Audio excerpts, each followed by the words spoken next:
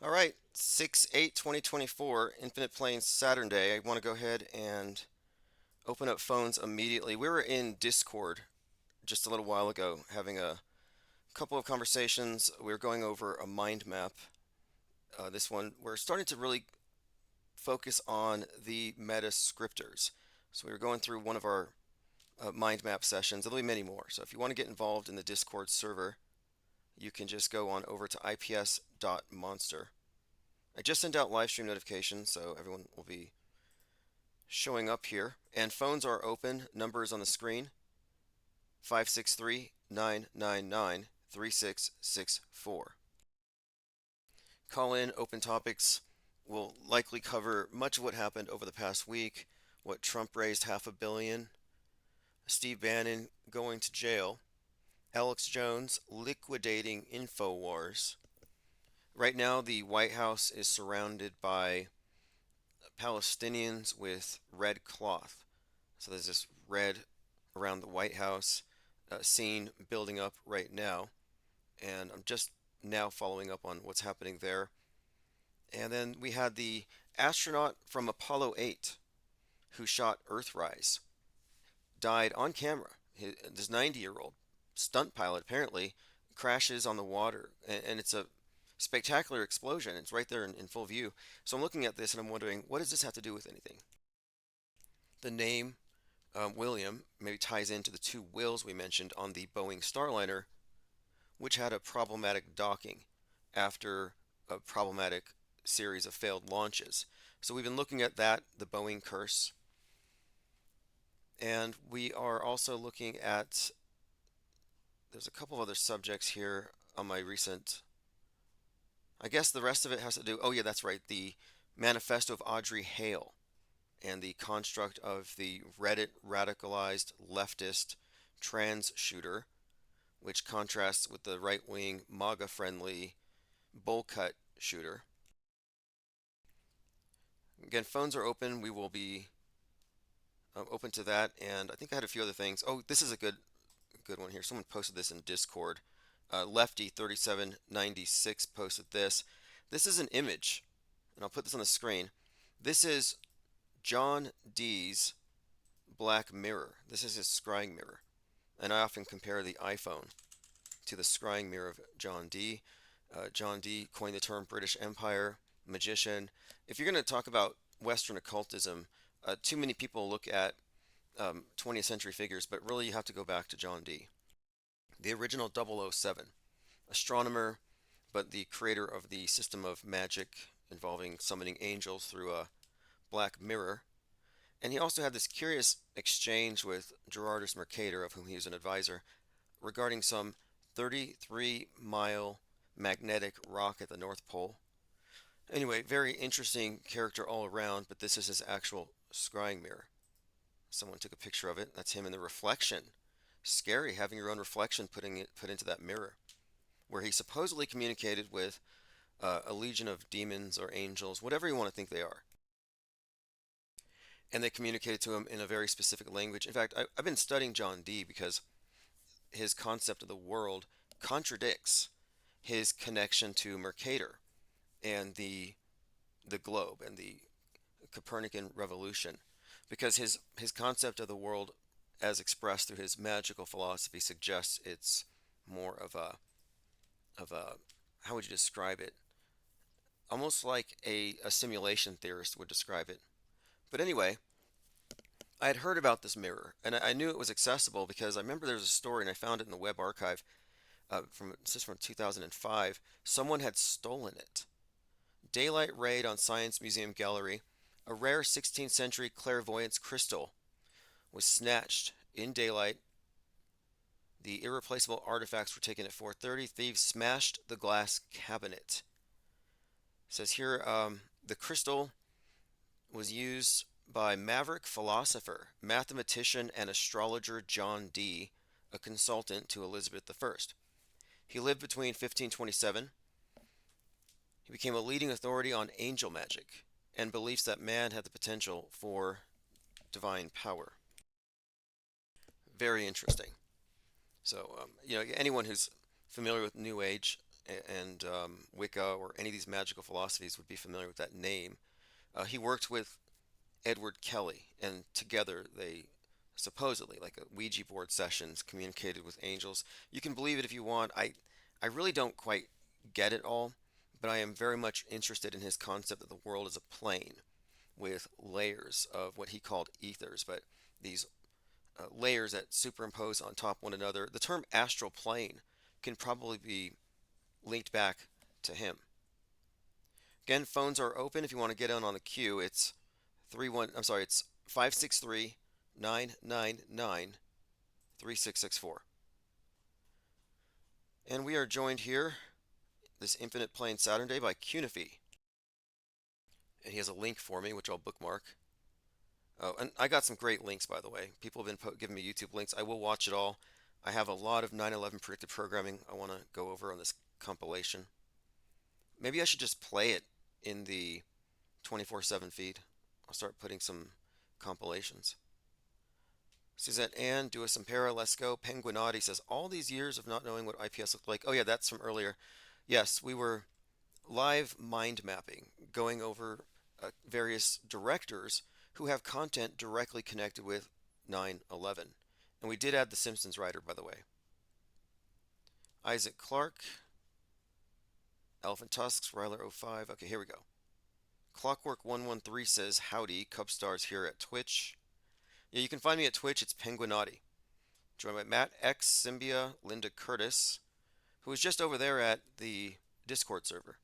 Again, if you don't want to miss it, I don't know how often, but it's going to be more frequent. We're going to be gathering in the voice chat on Discord for various conversations and reasons, but I'll likely record the first part and broadcast it as we'll be focusing on generating these mind maps where we'll go through PSYOP by PSYOP and try to determine who's the director. Who gets credit for this? Jordan Peele directed the death of Jordan Neal. Spike Lee directed the death of George Floyd.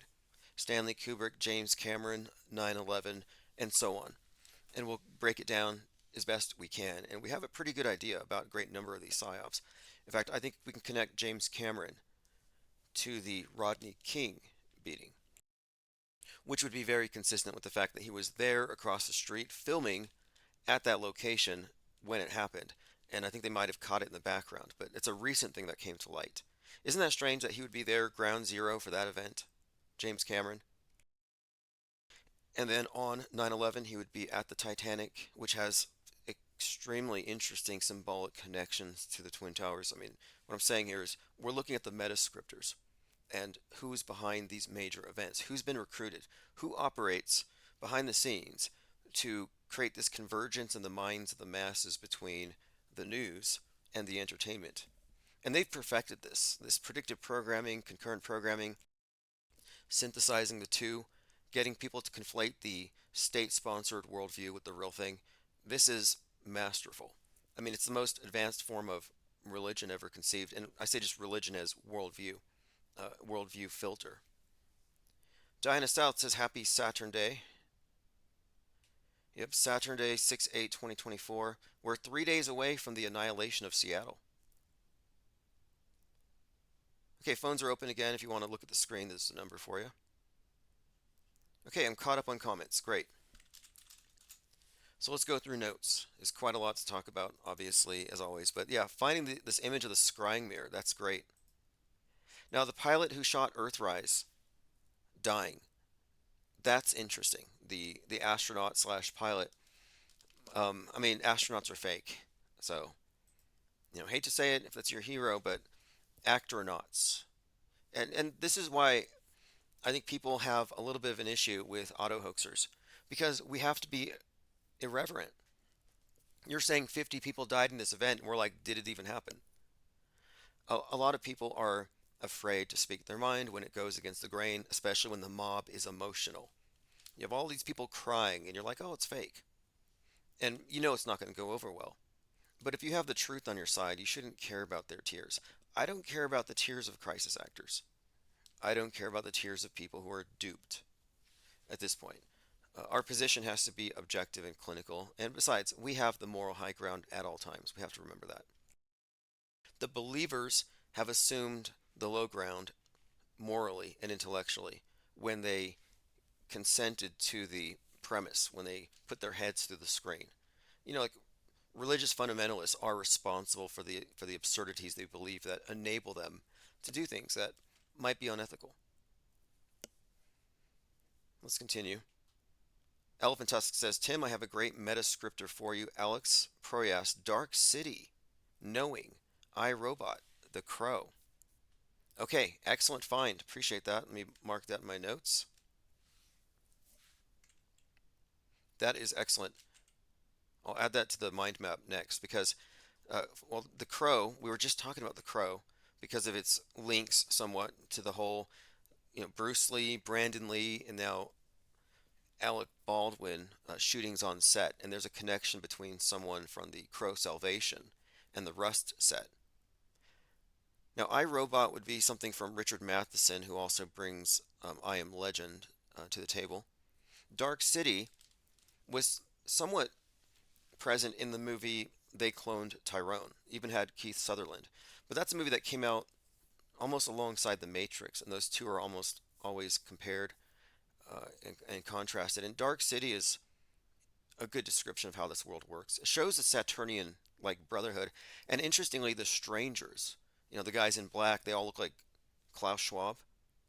You look at them, it's like, yeah, it looks like the WEF. The symbolism matters in all of this, these costumes. Like, it's not a coincidence that Lady Gaga was dressed like somebody out of the Hunger Games when she sang the national anthem. And she had the dove on her chest, which happens to coincide perfectly with the Mockingjay. And we were analyzing this at the time, but the significance of it was pretty apparent with the whole reset symbolism. Anyway, let me catch up here. All right. Ryler05 says 2025 Saturn returns Year of the Snake. You underestimate their power. I don't. The powers that be have total power and total control. We're already conquered. We are a conquered species. There is a higher power. You may not like it because they're just other people. Infinite Plane Radio. Hey, Hey, Timmy, it's Echo Charlie. oh, hey, what's up, Echo Charlie? Good to hear from you. Um, Not much. I was out of the loop for a while, not listening in. I was down there watching a couple launches down in Florida. Oh, awesome, awesome. Which ones did you see? Yeah, Which and I'm ones? not prepared to talk about that yet. Yeah, I don't want to talk about that right now. I'm still processing. Okay, okay, But I was okay. following some of your most recent ones, and Cubstar was talking about. You were showing how Cubstar was saying all these things about some of the NASA footage. And I'm glad he's on Twitch right now because I wanted to tell y'all something that happened to me about a year and a half ago and see if you can like give me. It's kind of a sciency thing, and I wanted to see if you could like debunk it. Okay. You ready? Okay. Yes. So last February or March, I was over in Marathon, Texas, which is a night sky, like a sanctuary city. And this guy had this big telescope. It was one of those where it's so big that the little ocular part is on the side of it, and you have to like climb a little ladder to look in the side. So it was huge. It was this huge telescope, and everybody had to pay him like $20 to look through it. Have I already told you this? No, no, this is new to me. This is new to me, so please continue. Oh, okay. Okay. I couldn't. I've been meaning to call, but anyway. So we get out there, and he's already got it zoomed in on some of the stars that make up Orion. And one of them was like red, and he said that was either Betelgeuse or the other one, and then the other one was like blue and green. And the guy that had the telescope was saying that blue green one was like two things different light years away to make that look like one star. Do you know what I'm saying? Yeah, yeah, But when you okay. look in it, it was definitely like had the colors in it. So that was all great. And then everybody else has to get their turn, and we're all sitting around talking about stuff. And I was like, what about there were like two planets that were in close proximity that night, like in conjunction, and he said, well, you should have come out here sooner.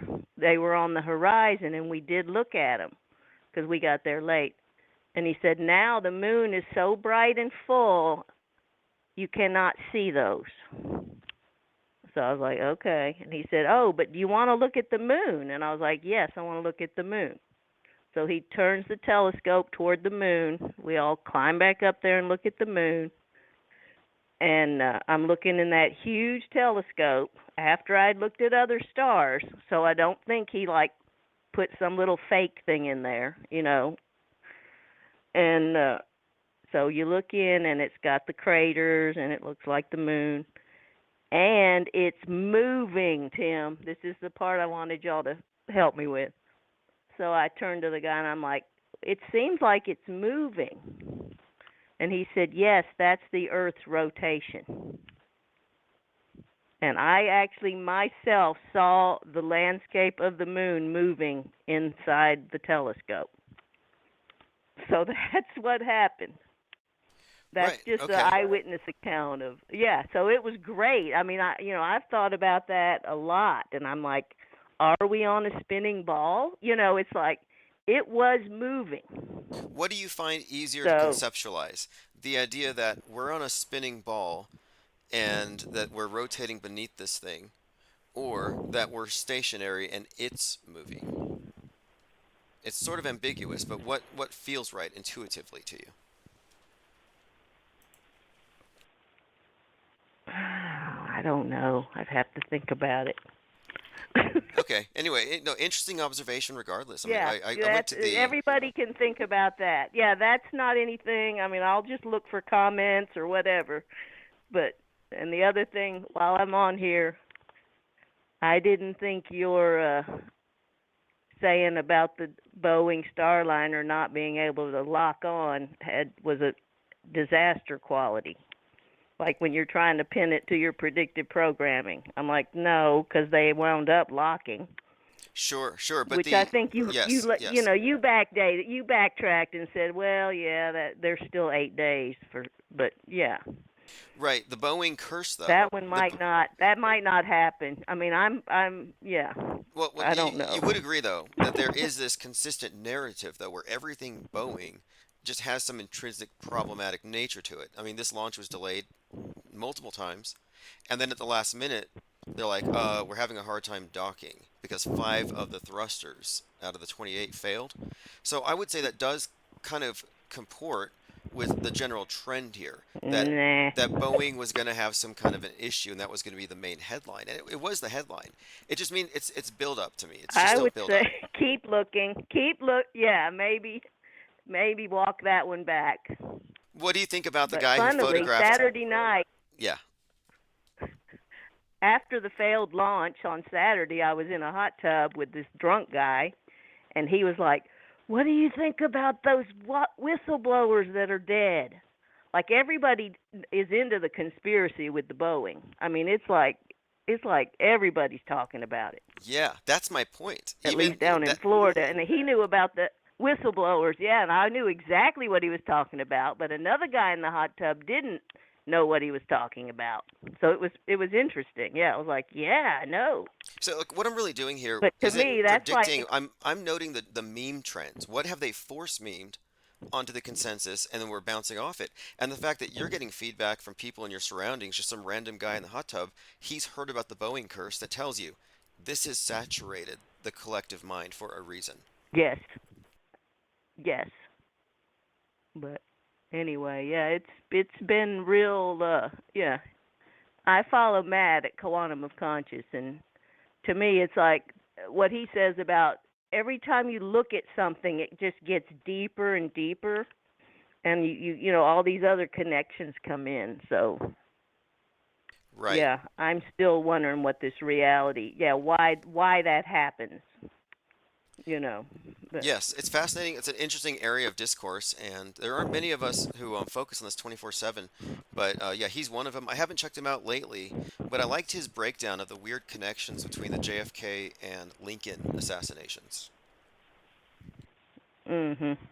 And I mean the Titanic, like he goes into like there's at least four depths to the Titanic sinking. You know, as you get deeper and deeper into conspiracy, it just goes on and on. And so he eventually he's like, no real world could do. You know, this is some sort of game, or it's like it's to keep you in it, keep you searching.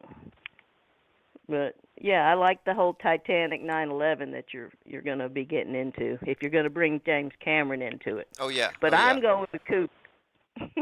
Okay, well, hey, I appreciate the call very much, All right, and I'll get off. thank you though. Thank you for calling, and call back anytime. Uh-huh. Okay. And yeah, look, I'm not making hardline predictions other than to say this is what the news benders are projecting under the premise that they use predictive programming to soften us up for what they're going to fake. And so, yeah, there's been stories with Boeing going back, but it's been hyped up, emphasized, where now it's a meme that even, quote, normies are carrying. So the person next to you might just say, yeah, Boeing. Like, and every other tweet I see, with, it's like a plane. It's like, oh, another Boeing plane on fire. Another Boeing, something happened, a delay. It just goes on and on. And then you have all these Boeing whistleblowers conspicuously, quote, dying. Then you get the CEO of Boeing. Didn't he get a $33 million severance? So everything about it says hoax, hoax, hoax, following, in the wake of Leave the World Behind, which is all about falling planes, which has a great deal of symbolism connecting to 9/11 and also the general theme of the Tower of Babel falling and the sinking of the Titanic ties into this symbolically. We're talking about the metaphor. So I'm just looking at it as this Boeing Starliner being emphasized as problematic and delayed was more of the same. And it's like there's no way that they have a perfect launch and no issues. And sure enough, they had a thruster issue. So I'm just looking at this as dramatic tension being built up. I don't think they can do the full takedown of the ISS until Tom Cruise has filmed a movie up there. They have to get that first. And Tom Cruise's relationship to Scientology and Stanley Kubrick are very interesting, again, considering Kubrick's daughter is a Scientologist. And Scientology is not what the public think it is. It's not the conspiracy theory you hear about in People's Magazine from the whistleblowers who are part of the operation. It's much deeper and darker, and it has to do with mind control.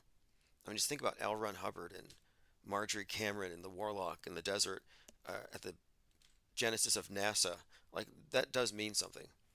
That's where the whole real story begins with our space religion of NASAtology. And NASAtology, Scientology, same thing. Only Scientology has better actors, and NASAtology has better special effects. Same crap. Interestingly, if you want to get into the concept of Scientology, and I was never one, but like a lot of things I study, I get immersed in it, and I spend time at the source. And it is obviously based on the pandemic model, on the idea that everyone has mind viruses, which they have in this worldview as defined as engrams. And until everybody has been, quote, cleared, the world can't be cleared because one person, because these things are contagious. So the idea of mind viruses really goes back to L. Ron Hubbard's concept of the engram. But the idea was that the church's role in the world was to purify or clear the human race. And that's the exact same thing as the pandemic model. And in this case, it's about mind vaxing. And it does have a great deal of emphasis on quarantine. So you can go to the church and get your mind viruses cleared, but then you go home and your family, oh, they're not Scientologists. Well, you're just going to have to get cleared again, or you're going to have to cut off from them. And eventually, the high level ones get bilked into loading up onto a boat and going into full quarantine and then going out into the international waters. So, my point of it is it's the model based on the a pandemic of mind viruses and the need to quarantine from the non-believers who they call suppressives. So the suppressive person in Scientology is the super spreader. But it's a model for control is my point. These religions are models for control. All right, let me catch up on comments. Kevin Mooring says, Leave the World Behind has bird flamingos like bird flu scare news. Yeah, and they had the deer, like the deer virus. Dewis and Paris says Broken Arrow, a movie about a stolen nuke. Yeah, there have been. So Broken Arrow is a code for a stolen nuke or an accident or some kind of incident that could be disastrous. There have been 32 Broken Arrow incidents since they coined the phrase. So we're waiting for number 33. I was hoping it would hit the Super Bowl. I had some reasons to think it would. We actually correlated this with the Artemis launch.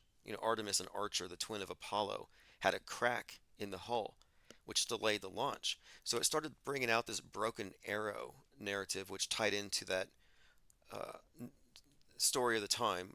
Every summer, it seems like there's this famous or popular story of somebody getting kidnapped. I believe in this case, the person's name was Fletcher. Before that, it was Gabby Petito. But anyway, there was a lot of this goddess symbolism. Diana, Diana is the Roman name of what is it? You have Artemis, Diana, these archer goddesses. So the arrow, the broken arrow connection is what we were highlighting here.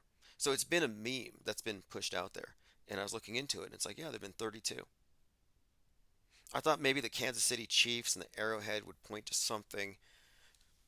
Didn't didn't pan out, but a lot of people, a lot of prophets on the internet were looking at the Super Bowl as some kind of Armageddon, which is kind of funny if you think about it. It's clever marketing. I never would have given, and no offense to Swifties, it's just not my, I've never given any time, and I never planned to. I never would have given her 2 seconds of my time. Maybe I share the meme where she's compared to the satanic high priestess, but I just really didn't care. But somehow they made her the topic of every podcast and news show and magazine cover for like 3 months. That's how powerful they are when it comes to force memeing things. Like with the caller, I said they have force memed the idea of Boeing and disaster. They saturate the mass mind with it. So you ask the random person on the street, hey, what's on your mind? Taylor Swift. Kevin Waring says the Chiefs play at Arrowhead Stadium. They just had a player that had cardiac arrest. Broken. Yeah, well, the sports are always used for the bread and circuses, and I think it's more about the programming, and it's quite pagan. And I look at the Super Bowl as a celebration of the Celtic, was it Imbolc in milk, weaning of the sun god, Candlemas. It always fits. That's why they had the performer Janet Jackson have a wardrobe malfunction where she exposed her chest. Yeah, that wasn't a malfunction. To the public, it was. That's the exoteric. But those in the know who are aware of the ritual would understand that, yeah, she's representing the goddess, and this is some kind of sun worship. Justin Timberlake was in the role of the sun god in that instance. Buzzing Frets says meme witchcraft. Yeah, these things are practically inseparable if you think about it. And there's quite a lot of writing on the subject by Grant Morrison, who wrote um, a number of books on this stuff. He's a comic book writer, but he's also written extensively on sigil magic in particular. And a sigil is essentially a meme in a way. And these things are similar, different intents, but the idea that you can compartmentalize or compress information into a single transmissible unit that could be picked up passively and therefore be given power as it's passed on to more and more in the aggregate. That's kind of the idea. Like with predictive programming, maybe they can just saturate your subconscious with something to the point where you almost feel or you're operating as though you have this lived experience. How much of a distinction is made subconsciously between what is observed on the screen and what is actually lived, so that when they present something that would be outside the realm of possibility on the screen, suddenly it seems plausible and realistic. That's why I think it was intentionally really that mind, no, what's it called? Modern Warfare. Modern Warfare 3. I think it was intentionally dropped on 10.6. It needed to be there, so millions of fans, tens of millions of fans waiting for it, logging in the same time would all be in this simulated war zone for 10.7. And they coordinate these things. But the meme witchcraft, it's a good way of describing it. I put out an article recently about news broadcasts and how it might actually be an advanced form of spellcraft. And I think you could, not just by analogy, I mean, if you really get into the theory of magic in practice, by those who espouse it as a philosophy and who live it, yeah, you could probably see there's an area where marketing and media and magic intersect, and it all happens to be where, politics, where um, the mass mind is making significant decisions about the future. So it's like our will is what they're tapping into. The term attention economy, I always hear this. Yeah, they want your focused attention, and that's really the main point of any. Whenever I look at this stuff on magic, it's always about attention and focus, concentration. So it's like, yeah, apparently, I think they want that more than they want money. It's not about taxes, it's about your attention. Something about it. Loosh. Is there something quantifiable? Like, I don't believe in adrenochrome or any of that stuff, but there might be something kind of similar. It might just be all through, it might be just psychological, mental, and emotional, um, draining influences, but in a sense, they may as well be harvesting your adrenochrome. Travis Cloud says on 6/9 tomorrow, Activision has a special event to officially announce Black Ops 6. Thank you, good to know. Symbia says Black Ops 6 on 6/9, 666. Fascinating. Oh, another thing, 6/9 is the symbol of Cancer, the crab. And last year, this was tied into the Titan submersible on the way down to the Titanic, which imploded. And this whole story is very relevant to what we've been talking about because I think the Titanic represents the West having been sunk, and the submersible represents the Challenger, the destroyer, the nuke, whatever is being activated to accomplish this. So last year on the summer solstice, the day we enter into the sign of the crab, we had this Titan incident. People waited for days to find out what would happen. But that's when I was really pointing out that, yeah, the 6/9, which, if you look at Elon Musk and the numbers that he puts into his stuff, the 42s are obvious. He's very open about that. But there's a lot of 69s, which he's very open about. But there's also a lot of 33s incorporated into their symbolism of their launches because it's all occult. NASA, SpaceX, Blue Origin, these are mystery schools. They're not really going to space. I mean, I don't even operate with that as a foundational premise. People talk about space. I don't even talk about it as a hypothetical. Like, I know it's pageantry, and I'm looking at what's behind it. But if they're hyping that number, 6/9, I'm saying it's a reference to the nuke, the Kraken, Godzilla, metaphor for the nuke, the beast in the abyss, the destroyer, Apollyon, the challenger, and these are all terms to describe the same thing. So it being released on that date, highly significant. Okay, let's continue. Kevin Mooring says if Trump gets a mistrial, that sets up the bang. Right, I saw that. I don't know. It's Laura Loomer says it's not a hoax, so it's got to be real. I'm trying to find out if there's some kind of argument to be made here for a mistrial. It's rigged. I'm tired of this victim posturing, but that's where they're at. And I don't know if he'll get it. It's like I'm a bigger victim than I first said I was. Like I don't think it's befitting someone who wants to be declared God, Emperor, King to constantly have to play in the role of the martyr, but that's where they have him. They just casually throw it around. But anyway, we'll see if he gets his mistrial. If you're a big enough victim, you win. Is that how it works? This was never a right wing thing. It was always a lefty thing and just swung to the other side. Okay, I have a comment here from YouTube from 6/4/2024 from XSA Burks. Tim, you're the one making the more extreme claim, so you provide the evidence of the dead still being alive. Now, we're talking about events where I say fake until proven real, nobody dies, nobody cries, especially not on 9/11. And some people still want to bitterly cling to the notion that these people are really dying, that it's not all pageantry and theater. Nobody dies at these events and nobody goes to space. Now, he's saying that I'm the one making the more extreme claim, and I understand where he's coming from because I am challenging the status quo. And you don't just do that flippantly. You have to have something to counter what the consensus has been led to believe. And I believe that our auto hoaxer stance of skepticism rules out their extraordinary claims as being plausible. The burden of proof has been significantly shifted back to the media. Nobody disputes this. After 10/7, we were like instantly just looking at examples of mainstream sources questioning the veracity of every single photo, doubting atrocities that made their side look bad, but believing the other side. So if you're impartial and you're looking at both sides, you're like, wow, they're both lying to each other and to the public. It's a battle of liars.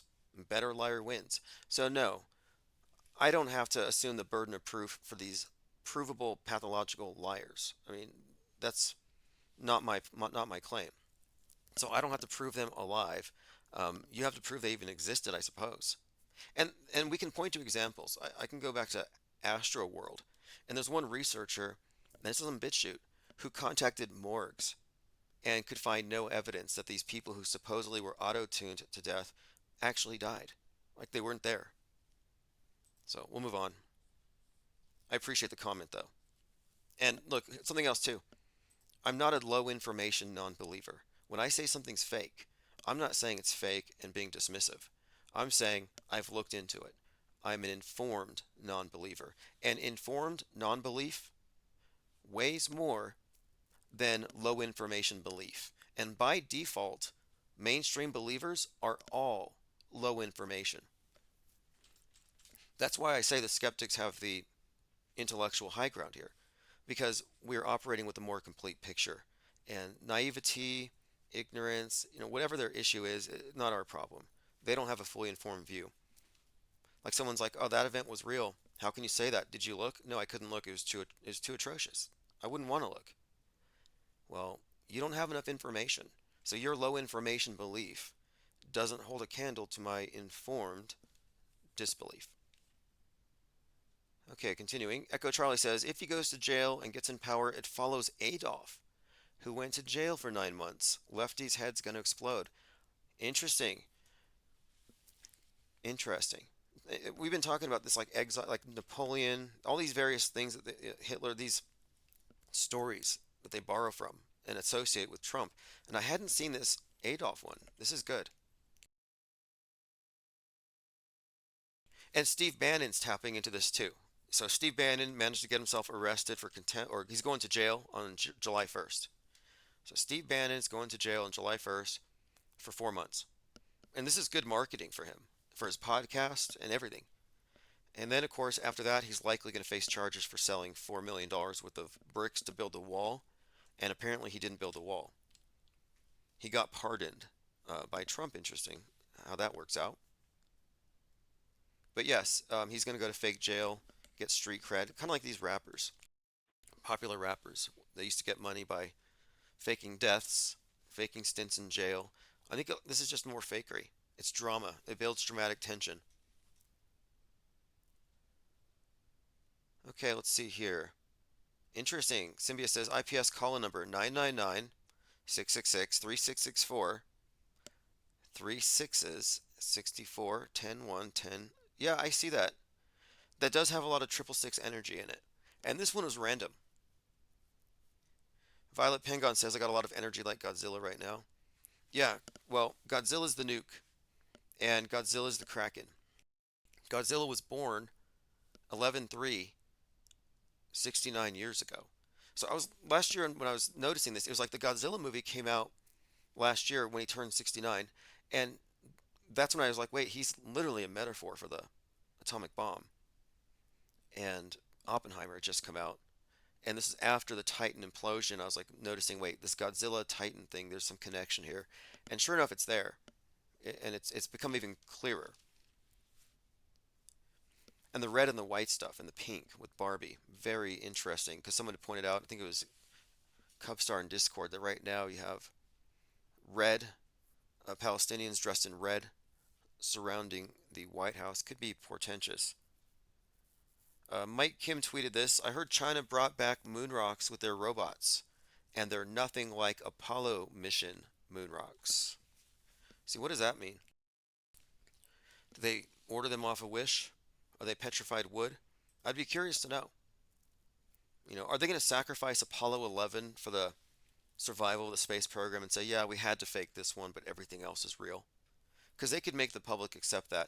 There's a movie coming out starring Scarlett Johansson that has that as the premise. It's called Fly Me to the Moon, and it's about faking the moon landing to trick the Russians. And a lot of people buy that, and they believe in a secret space program. They just think, oh, they had to tell this one lie. It's like, no, not true.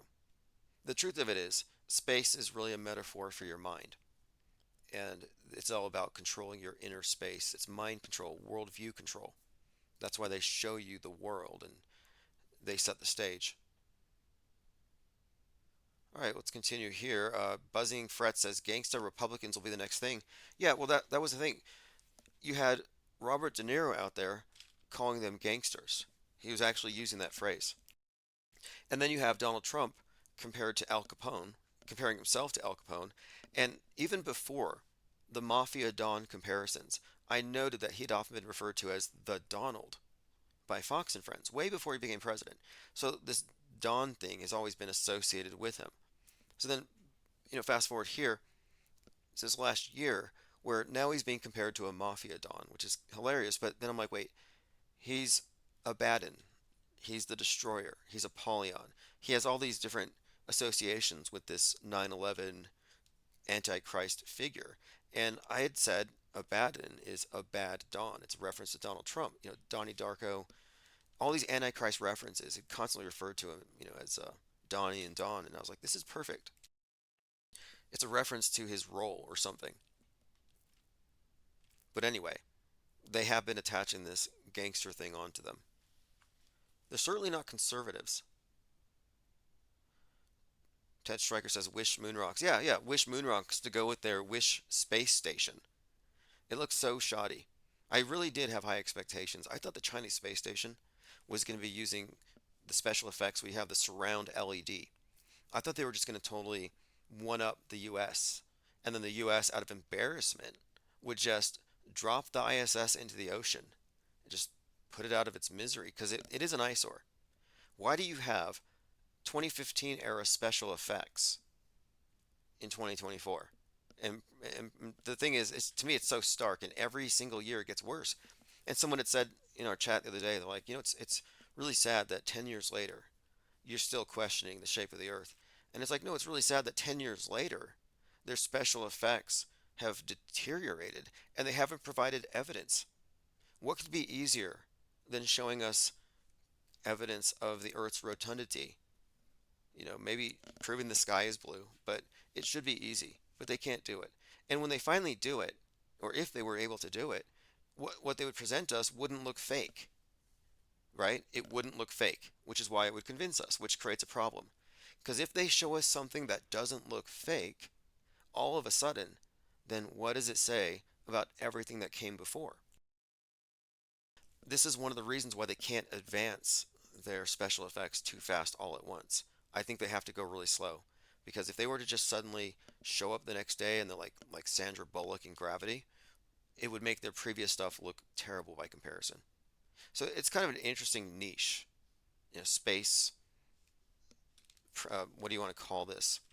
The space opera that the space agencies perform for the public. It really is. It's its own niche. But the visuals of it, it's going to be its downfall, or it has been for many. But who knows? I mean, the public has been visually dumbed down to the point where they don't know if it's real or fake unless it's labeled. They live in the desert of the designated real. Okay, phones are open. Phone is 563-999-3664. Okay, I was listening to some Mandela Effect today, and I heard a new one. And I almost don't want to play it, but I'm going to. This is just some Mandela Effectees musing about various changes that they have perceived. And one of them had something to say about Dolly that I'd never heard. And I saw a poll here. The poll was 80% believe in the Mandela Effect and 20% do not. Now, my opinion on it is simply Mandela Effect is faulty eyewitness testimony and retroactive interference, coupled with the desire to believe in miracles. Like, to me, that's what explains it. But anyway, I want you to listen to what a Mandela Effectee has to say about the changes that he perceives in Dolly. Like I went over the peak of a roller coaster, when you hit that drop. And I had that steady feeling as I drove slowly through the town, seeing Fillmore Library and Fillmore Tires and, all this learning center. And all. I'm like, what happened? So I think those are my big one. Dolly's brace is huge. And I know she was like a button up, kind of a proper girl that didn't have her boobs nearly falling out. That's a change. I think that kind of appeared to give an excuse for Jaws to like her for some reason because she was like buttoned up with braces and he loved it. And now she has no braces and she's like, you know, cleavage. So I Okay, so now that got a pass. That was accepted uncritically. I was listening to this podcast. So he's asserting that she had braces and therefore would not have been so appealing if it weren't for her physical changes, which he perceives, if that makes sense. I don't want to read too much into it, but he's basically saying that Dolly got some kind of an augmentation along with braces being removed or something. Like, in order to explain why he would like her without braces, without that connection, they had to add that. That's his meandering thought process that, hey, we're taking the braces away, and the public's going to say, hey, why are they connecting? Why is he suddenly interested in her? She doesn't have braces like him. Well, let's just add this. I mean, that doesn't even make sense. I mean, that's the state of the Mandela effect today. Dewis and Paris says Jesse Ventura-ish. That did sound like Jesse Ventura. Fascinating. I can actually hear, now that I'm thinking about it, it sounds just like that. But I just tuned in to see where they're at, and that's where they're at. Making up new ones, I guess. Happening now, vandalism outside the White House. Leftist Hamas supporters vandalizing monuments in front of the White House at Lafayette Park. No Capitol Police. No, well, they don't have MAGA hats. Like, this is allowed to happen. Violet Penguin said, I wanted to share my Mandela effect with the group. Didn't believe until I noticed the war victims were all changing into mannequins. None of them are real bodies. You have to see Mandela effect. Yeah, these Mandela effect chats are great. Some serious stuff being brought up over here. They're posting pictures of Stouffer's stovetop. It is kind of funny. I mean, it's not funny. It's bad. It's a waste of human potential, and part of me wants to rescue them from their cult. The other part of me is just like, we can use this as an example of how retroactive interference works, how faulty eyewitness testimony is created. You can intentionally create faulty eyewitness testimony, false narratives, and you can get people to believe their own lies. There's a coercive nature to it that where you're getting someone to choose between a pre-selected number of options that don't represent the full array of what's available, such as neither. There's no opt-out. With the Mandela effects, it's a false binary with zero opt-outs. So it's like, oh, you don't remember this one. What about this one? What about this one? Anyway, the point of it is, this is a phenomenon created in the mind of the person who's being questioned, and it's reinforced. And it's really fascinating in how, I guess, intentionally these can be created. And now that they have what you could consider to be accepted miracles, like the Catholic Church, for example, let's say you have a piece of toast and it has the face of God on it. It's not a miracle unless it gets some kind of a decree from the Pope. It's got to be approved as a miracle. Well, the Mandela effects are approved miracles. There's only like a couple hundred of them. Beyond that, they're not really official. Like, and so you couldn't make them up. It's really interesting how they have control over it. Anyway, old topic, but every once in a while I check in on it because we are working on a documentary on the subject. And yes, it's real, but it's not what they think. And it is interesting to see in this poll here put up on X that 80% think it's real. And I think this is progress. That 20% would doubt it is highly significant because it's Occam's razor. Breaking, thousands of pro-Palestinian protesters and activists lighting off smoke bombs as they surround the White House. I sometimes don't want to even give them attention, these mass tantrums and political theater, but I'm following it. I don't expect much. Okay, this is good. Gretchen X. I stopped on the screen at the moment for impact, nothing resembling a plane. So the pilot we've been talking about, from the astronaut from Apollo 8 who photographed Earthrise, his crash was recorded and it took place in Seattle, Washington. So it's interesting too that it's Seattle in light of what we've been discussing lately. But his significance on the world stage is that he photographed Earthrise. But this is from Gorst67, who is showing that on the video it appears to be kind of fake. And this is just some, presumably a normie. And I like to see it.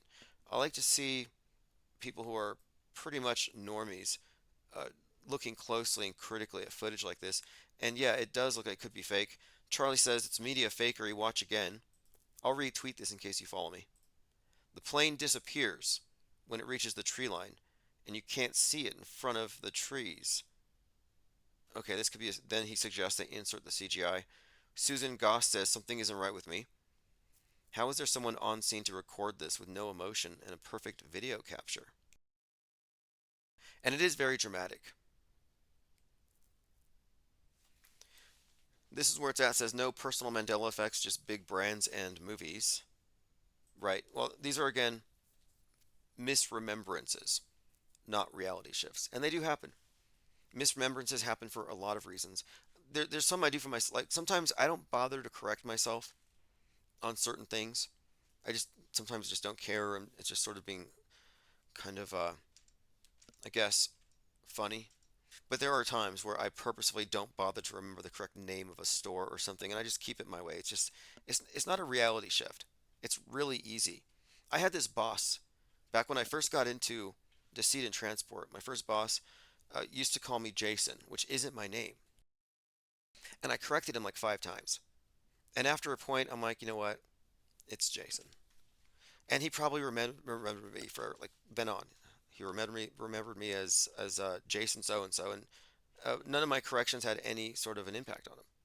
And then, frustratingly, people would mispronounce my name when I was in the army. You know, on the badge, you have your army uniform, you have a patch, and my name doesn't have an R in it, but people would pronounce it like it had an R.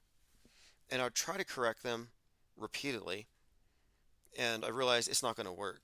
So I started using the fake pronunciation just to make things easier. And it worked just fine. And very few people questioned it. So people are going to see what they want to see. And I think with a lot of these things, they want to stick with their first impression. This is where it's at. Says your boss was a jerk. No, he was. He was not. He was way past retirement, in my opinion. He should have retired. He was much old. I was cool with it. I learned a lot from him and about the industry itself. You know, it's always interesting. There was this rumor. I probably shouldn't even say. I'll save it. Let's get back on track here. I don't want to get sidetracked. Phones are open, by the way. Number is 563-999-3664. So we are in the Discord server talking about metascriptors, and the reason why we're doing this is I want to do to synchromysticism what we did to the Mandela effect. You know, we want to take this into the realm of objectivity. There are believers and knowers. Like, what do you believe versus what do you actually know? And then what is provable? And what is actually, I guess, something you can test. If it's unfalsifiable, it kind of doesn't count. The Mandela effect, I believe, does have a better explanation, even though many won't want to accept it.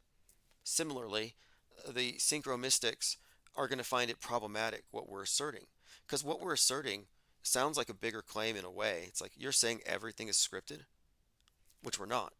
That's a mischaracterization. But what we are saying is that, yeah, there is aggressive worldview formation through scripting the news in advance in broad strokes, and then everything bounces off that. The big agenda setting psyops are total productions. Everything else that remains within that universe of ideas gets a pass. So you can be independent media and not be paid by Big Brother and not be a propagandist. not know about the psyops and still operate in their world. I mean, that's kind of how it works. It's a closed system. And of course, if you're not part of that, they have a way of minimizing your voice. Let's see here. But I'm just saying here is that the whole premise is simply that we know what propaganda is and the purpose. And we know that the mainstream entertainment has a past precedent, a long history of, quote, predicting future news events. And some will say, okay, it's just coincidence. Others will say it's your perceptual bias. You're simply using the Texas sharpshooter fallacy with a dose of apophenia, which, if true, it's still pretty cool that you could construct something so complex and nuanced, but that's very dismissive. And the go-to explanation for years has been this is something caused by a higher power, a supercomputer, fill in the blank. And I've rejected that because I'm thinking that this might be something that blocks us from understanding how this thing works, which is what we're trying to do. And so the most plausible explanation that is, I think, has been mostly been revealed because of Netflix. Netflix in particular. Not just because the co-founder and original CEO is a relative of Sigmund Freud or Edward Bernays, but simply because so often we can predict the predictive programming messages we're about to see, and it's often concurrent with the news. So it becomes clearer and clearer that there's really nothing supernatural about it. It's a way that they rig the world stage. They rig the news.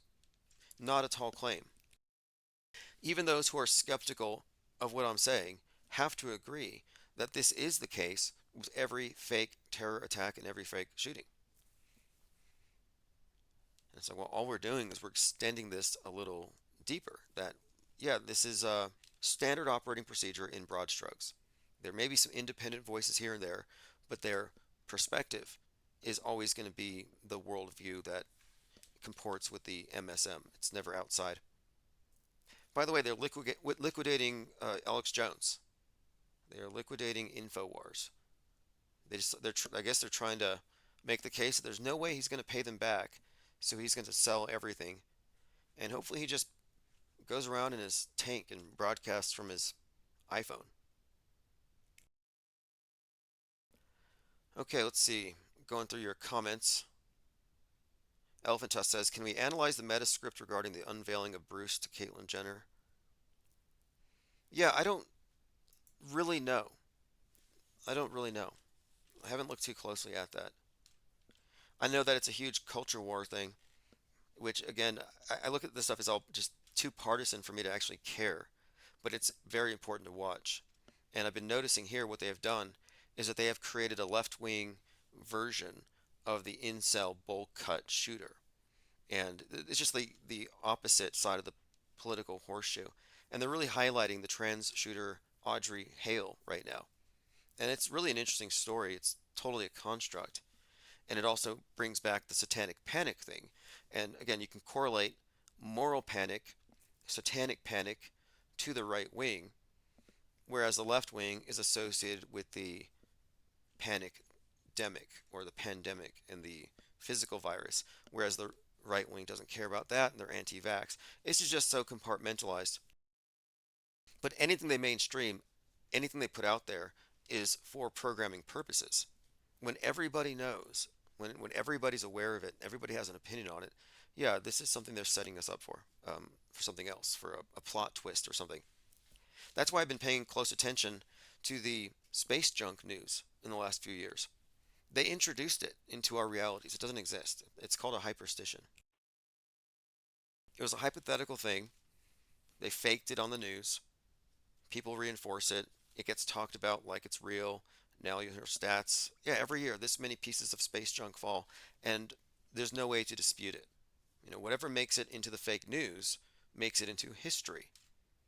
So you may know the truth, but whatever went through the news filter is going to be what goes down as history. So my point of it is they write the history in advance by controlling the news day to day and interjecting their own simulated events whenever necessary.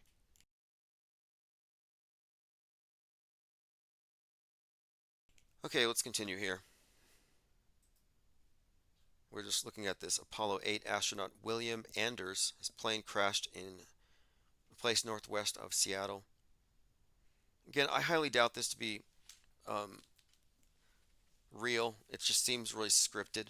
Just the whole Earthrise thing, the connection with Boeing, and the name William was pointed out um, by Violet about this name William showing up. The two Wills going to space, twins, Gemini. So, and then Seattle. A lot of this just looks to me like some kind of, I don't know, a build up towards something as they steer the story. But it's not that extraordinary of a claim in itself. Like it could just be an accident. I don't rule that out. But given that we are talking about somebody connected with, again, the biggest psyop of all, I would like, I would lean towards it being a psyop. Life imitates psyops. Okay, phones are open and topics are as well. We already talked about Jones, no big deal. Now this should be interesting if he takes the advice of Steve Bannon, who's about to go to jail. Make them come through a wall of patriots, a chain of patriots. Alex Jones calls for fans to blockade his offices as the families ask judge to liquidate his company. Now the location of his offices is a secret because he loves his Patriot fans so much. But he's going to let them know where it is now that he really needs them. Doesn't sound like a setup for anything potentially disastrous. Imagine another Waco situation, like a standoff taking place at InfoWars. I mean, that would be epic. That would be on brand. Wouldn't shock me if that was the direction they go with this. I mean, how long could he stay holed up in his bunker with all that? Not just him, but Owen Schroyer. Maybe the Q Shaman could join them. There'd be a grip of them. All right, let's continue. Fake struggle, says Ollie Goering. Yeah, true. Again, this is the big tree in the forest of fakery, which they want you to focus on. Trump compares himself to Jesus. Okay, now there's this tweet here where he does seem to reference himself as the chosen one. Okay, Trump promotes worship song calling himself the chosen one. And the artist who wrote the song had to make a statement and clarify, no, I don't believe Trump is the Messiah. Okay, just to make that clear. Because you have to these days. Have you accepted Trump as the Messiah? Yeah, I have not yet. I'm still thinking about it. I certainly know the president is not the Messiah, but throughout the Bible, and this is from the artist, so the artist's name is Natasha Owens, and she sings worship songs. And so this song is not about Trump, but what she says here is, quote, I know Trump's not the Messiah, but throughout the Bible, a perfect God has used many imperfect men to do great things. We're in a battle between good and evil, and God chose Trump to push back against the evil. President Trump is, quote, the chosen one. Okay, well, thanks for adding clarification. I know he's Jesus, King David, Moses, and now he's the chosen one. And who else? He hasn't quite reached apotheosis, not yet, but he's working his way up. Kevin Mooring says still getting calls from Trump asking for money. Well, he raised 400 million. I mean, look, 400 million. That's pretty big. That's better than he was doing selling NFTs. And that's nothing to really laugh at. I mean, I think he made $5 million in NFTs that were made from Walmart catalogs with his head superimposed on various costumes. Breaking, pro-Palestine protesters hold up a bloody Biden head. So you got a bloody Biden head.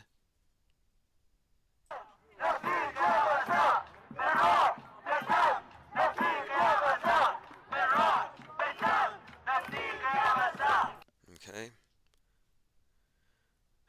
Poker and Politics makes this remark about Elon Musk. So Elon Musk is cosplaying as a right-wing culture warrior, as a MAGA, but he's really not. He's really not this big 4chaner. This is just a role. But anyway, he tweets this, "You're all beagles to me anyway." And it has Dr. Fauci being arrested for quote crimes against humanity. So this meme refers to, I guess, Dr. Fauci used to kill beagles. But anyway, Poker in Politics says Musk paid 44 billion to let everyone know he has the intelligence of your average QAnon believer. Interesting point here. And I'm just saying, what I'm pointing out is that no, he is pandering to the average QAnon believer, and it's noteworthy. I think one of the objectives with this Elon Musk character is to generate Disease X. And Disease X will be a body of mind viruses so toxic that cyberspace cannot coexist with it. That there will be a necessary lockdown and quarantine of cyberspace until minds can be masked appropriately and they can sanitize it. And I think it's going to take the form of right wing hate, which will take the blame for whatever happens next. I think that's the general picture that's being created. And Musk is being blamed for space junk, and he's being blamed for what I term mind junk. And these are parallel environments: the mind virus, the mental space, cyberspace commons, and low Earth orbit. The common theme is the commons, and the commons need to be protected against the individual. And Musk represents the ultimate damage that the individual can do when empowered through, of course, money and privilege, etc. But that's one of the storylines that tracks with Musk. Steve Bannon says, "Oh, yeah, this is where it's asked. Steve Bannon ain't going to jail. Fauci's not going to prison." Yeah, Steve Bannon's supposedly going on July 1st, which would be good news for him. He wants that to happen. If he has everything to gain from it, because nobody cares about swatting anymore. It doesn't have the same impact. I'm waiting for MTG to get herself arrested. Maybe she'll finally confess to putting the pipe bomb outside of the Capitol on January 5th, the night before the riots. Like, she's going to want to get in on this because there's a lot of money in going to jail. The Q Shaman came out like a media star. So, yeah, Steve Bannon has everything to gain. Like, I would get arrested if I was an active player on the world stage, but I don't take sides. It's just good PR. The lefties do it all the time. They get arrested for protesting. It's basically like it's how you get into their club. You go down for the cause, and that's where Bannon's going. That's where Trump is going, and who knows who else.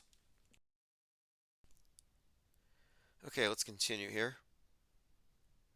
Elephant Tusk says the month of January is named after Janus, which fits the J6 narrative. What is that narrative? I mean, J6 is interesting for a few reasons to me. I still think it's likely rooted in Waco and the 1.6 million. And the numbers are so consistent throughout this ongoing storyline, which has to do with the advent of anti-government rhetoric being attached to the far right. I've been saying I'm anti-anti as much as I'm anti-pro. Like, I'm really trying to distance myself from the knee-jerk anti-government types. Are you anti-government? Like, nobody likes tyranny. It's not the same thing. There's a difference between legitimate authority and illegitimate.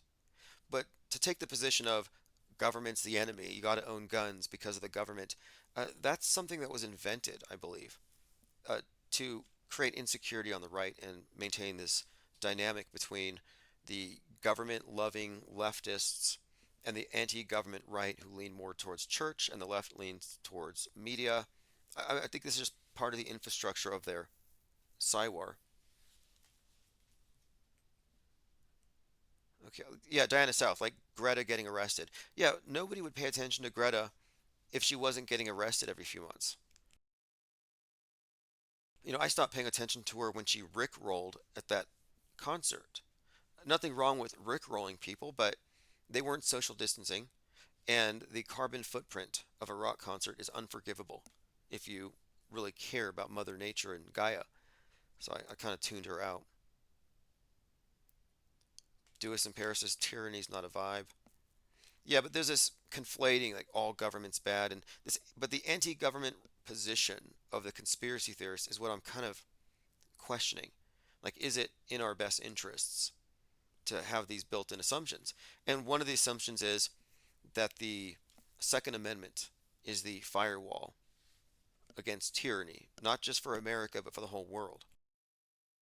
So if you're a gun owner, you're a hero or something. But it ties into this idea of Waco and the standoff with the ATF. And Waco is where Timothy McVeigh and Alex Jones got their start. And it's not a coincidence that Trump kicks off his campaign in Waco. And this, the night after Netflix releases Waco, American Apocalypse. Now, did they make that documentary knowing Trump was going to kick off his campaign in Waco on that day? This is one of these instances of you can't call it synchro mysticism. It's too mundane. This is just placement, product placement, target marketing, propaganda. But it shows you how there is a correlation that's intentional. That this is not coincidence.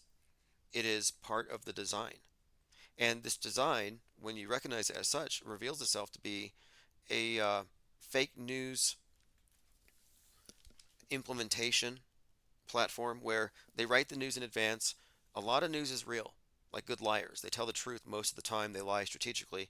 So you have this backdrop of, quote, real news, which is always bouncing off the fake news. So it becomes really, it's a distinction without a difference. But then when there's a psyop, as in a simulated event, they just insert it into our timeline. Very easy. And that's just in a nutshell, that's the news bending process. It's the inserting of prefabricated stories into our timeline, and then, of course, you can't question them. And the thing is, too, we know the truth. We may not know what's behind the lies, but we know what the lies are, so we can at least subtract those. And our view, the skeptical view, is very subtractive. Skepticism, suspend judgment, but I describe this as MSM minus. Whereas conspiracy theorists add more and more in order to find some satisfactory explanation, more intrigue, stuff they can't prove. I'm like, no, let's subtract and subtract and subtract.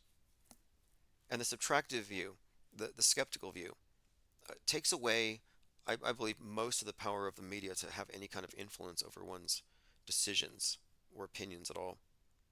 Not that I'm apathetic, but I'm unperturbed by things that don't actually exist. I mentioned before how after 10/7 I was talking to a friend and they mentioned, did you hear about the 40 decapitated babies? And I'm like, yeah, nice weather today. And I changed the subject just like that. And the thing is, they didn't stop me from changing the subject. They weren't even interested in talking about the dead people. My point is, this person believes the story and switched it off. Like that is programmed. That is some serious apathy. Whereas I don't care because I know it's fake. I'm aware of it. I'm informed about it, but I'm not reacting to it. It has no ability to tug on my heartstrings. But it is interesting how the peaceful slumber of the normies is kind of a facade because ultimately they do believe in the horror show. Catching up on some comments, Messianic Charlatan says Russian vids tweeted that Reginald Denny was shot in the head and replaced with a double, like Chauvin at the trial. Never heard that. Was Reginald Denny 33? Just a question. Now, the name Reginald, I think Reggie, I think it's a king connection. But how old was he when he got hit on the head with a brick? Which is a very Masony thing to happen. Born 1953. Okay, it was 1992. Pulled from his truck and beaten. This was March 3rd. He was 39 at the time. Now, the brick could have been a sponge. I don't think any of it was real. I think it was all a movie. There's a mix, on people's takes on these things. Like, are these things simulated or stimulated? And I understand why people want to lean towards, well, maybe it's real, maybe they provoked it, and I understand that assumption.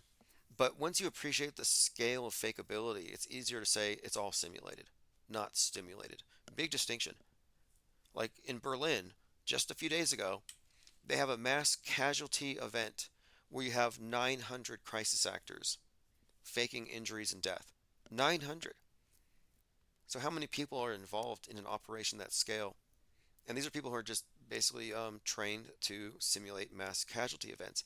But my point of it is, it's achievable. You could scale, you could fake a Kenosha. You really could fake a Kenosha. I mean, and if there is any kind of chance of maybe the general public getting in on the closed set, they must have some kind of system for communicating. Like, for example, with Kenosha, it looked like they could have had legitimate protests and then closed off a certain area, sort of like you would do for any movie that's produced. I mean, like where I live, there are movies being produced all the time, and I see all these yellow signs that have letters and an arrow pointing somewhere, and it's just for the people who are part of it to know where to go, where they're shooting. And yet, I never see them. I never see the movies being filmed. These things are being done in just broad daylight. And my point of it is guerrilla filmmaking, flash mobs. These are all kind of things to think about when you consider how they pull off these psyops, which are really nothing more than ways to perform pre-scripted scenes in our historical narrative, and they play it off as, quote, news. And for those who are questioning, well, can it all be scripted? You can't say it's all scripted. Well, where do you draw the line? Would you say the space program is, quote, all scripted? And the answer is yes. So why would we rule it out on the ground?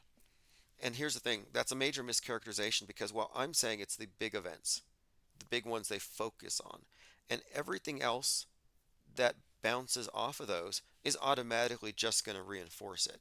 So it almost doesn't matter. I'd like to liken this to the fictional universe. For example, Marvel Comics. If you can do comics and you know Marvel, you could create a character for that universe if you understand its parameters, its rules, what exists there, what does not exist. And there's a consensus in order to participate in any fictional universe. And so, from that perspective, the fictional universe that we live in is the one that the mainstream designates as the desert of the designated real. So you can basically respond, regurgitate, remix, create derivative works, whatever you want to do with it is fine, so long as they are the source. And then, of course, you're not taking into account the banned materials, but even that, a lot of that is allowed to occur. Most conspiracy theories are part of the mainstream media infrastructure because it's meant to be the counter. The mainstream and the alt, it's a controlled dialectic. They don't want to get rid of the alt. They don't want a unanimous success with the poker. They want half and half so they can maintain the constant, what Orwell called the perpetual war. This is where it's at, says they need crisis actors, people really mourning and having emotional breakdowns over deaths. Well, that doesn't sound like it would make for good TV, wet face. Yeah, that's true. Real crying is not all that attractive. And I don't know if you saw these, but the other day at one of these Trump rallies, Trump had these criers, like people holding Trump flags, and they were out there crying when he was convicted. I'm like, okay, they're crying like professional mourners. Now they were wearing sunglasses, so I couldn't see, but I have some examples here. This is woman in jury pool breaks down in tears, but there's this whole group outside, just totally melting down. Like people say Trump derangement syndrome, Alec Baldwin, Stephen King, and then you have Robert De Niro, but the true Trump derangement syndrome is fully on the MAGA side, or it's both sides. It just manifests differently. Elephant says, it is obvious this cube is a simulation.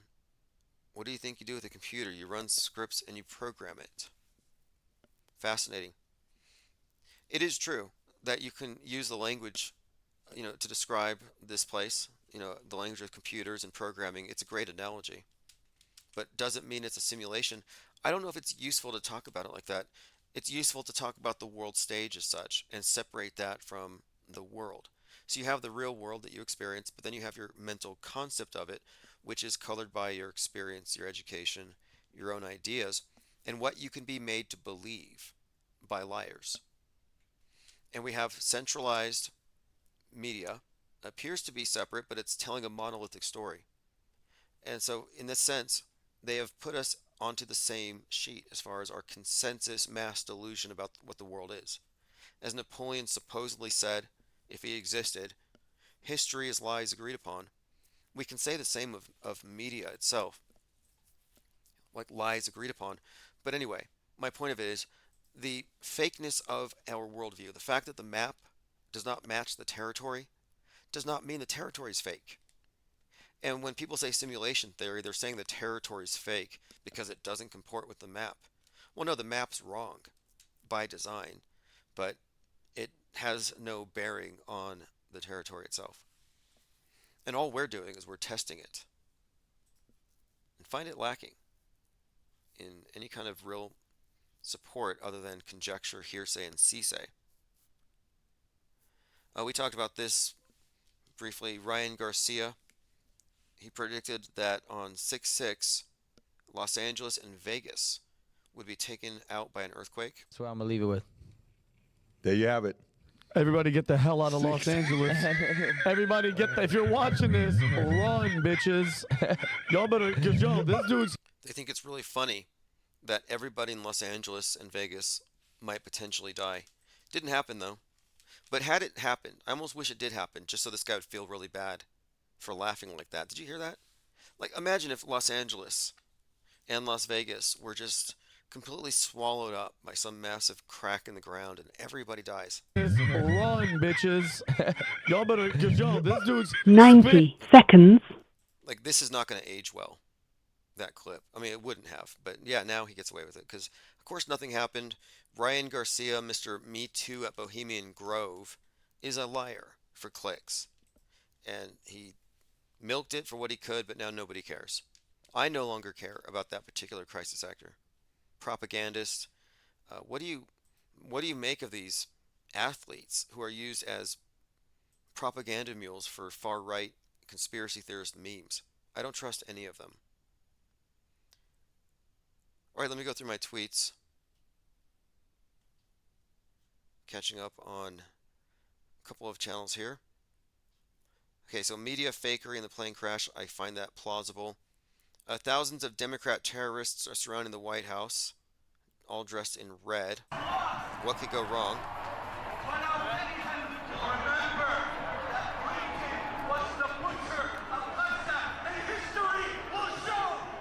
And they want Biden's head. That's nice. Left eating its own. Happening now, the White House is completely surrounded by a red banner, which they have declared their, quote, red line. This is the moment when the two ends of the red line met on the southwest corner of the White House complex. So what is the significance of a red line around the White House? Does it tie in with the red and white and the pink we've been talking about? Red and white also being emphasized at the Super Bowl rituals. And what it would symbolize here, I don't know yet. I have a few ideas, but I'm just watching at the moment. Kevin Mooring says, laughable, the government seizing InfoWars, which is no more than 25,000 in old monitors and some old Apple computers. How much is there to hand out? Right. I don't know. I mean, he has storable food items, iodine, super male vitality, water filters, the studio itself. But yeah, they're doing this right now. Timing of it just is really questionable. Of all times, you're going to unplug Jones as Steve Bannon goes to jail and Trump goes to jail. Echo says, I don't think Seattle has enough mentions to make a major psyop. Nothing burgers on 6/11. I am going to screen cap Echo Charlie's quote here. And on 6/12, I will read it. And then you will have the ability to claim to be more accurate than self-professed prophets. And some who aren't prophets, but who are making claims based on what they have observed. And we shall see. Again, you know my stance on it. I'm looking at this from the perspective of reality manipulation through media manipulation, but obviously with a backdrop of some kooky, occulty stuff. That is undeniable. And the obsession with numbers, symbols, yeah, that's all built into it. And where this merges with the ideas of magic and all that, very intriguing. But do I believe 611 is the date? It does comport with my idea. Well, the number does. The number is consistently assigned to this theme of domestic violent extremists, nukes, the Turner Diaries being brought to life. And so if you looked at 611 as something of a significant date, like a martyr, like for example, on the anniversary of the Waco immolation, you had Maxwell Azrello burning.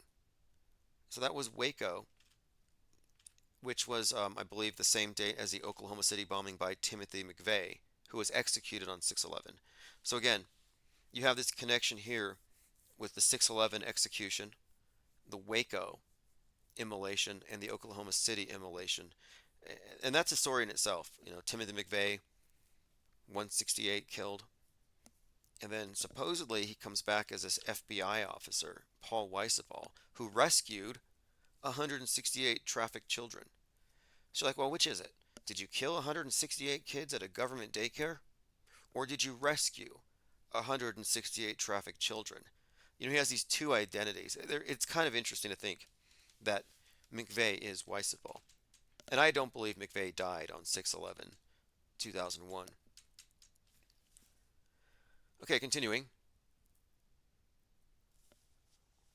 Ted Stryker says, where did they find a roll of red paper that long?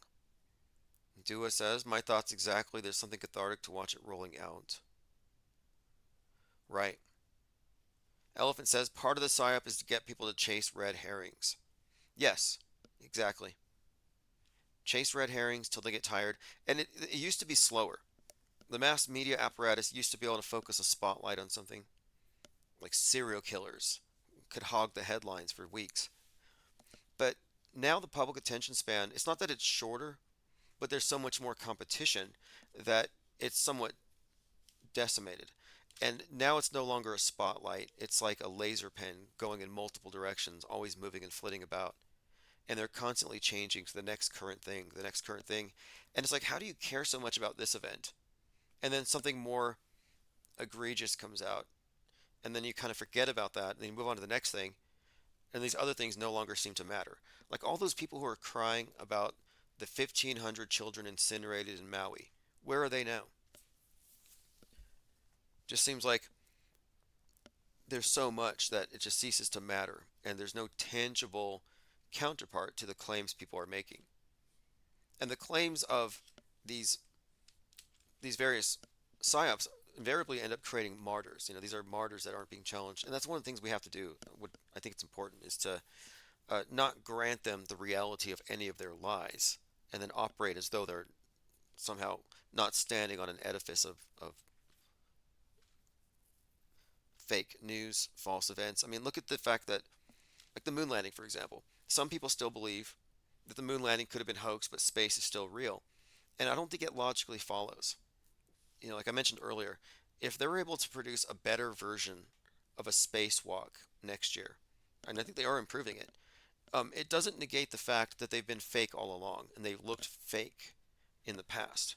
And if they improve their special effects, we can't give them a pass.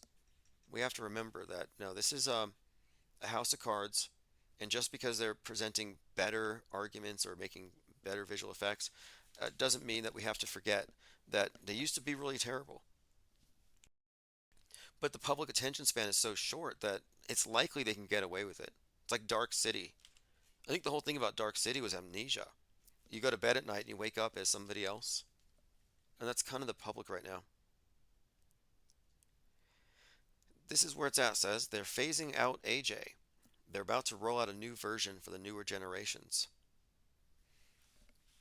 I don't know if he's replaceable. I mean, who would do it? The Q Shaman? But I do think that the era is past, this false flag narrative, but he's a permanent fixture. I mean, they're going to have something to replace that. Although maybe not. Maybe it's just at this point, maybe it's not even that necessary. How many times a day do you need to be told that World War III just kicked off? And that's been the main message for as long as I've been getting the newsletters. extreme emergency. World War III happening right now. Tune in. Emergency broadcast. World War III. It's like I've experienced World War III so many times.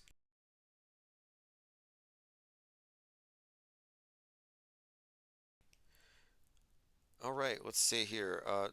Thank you, Ted Stryker 2112. The IPS appreciates the support.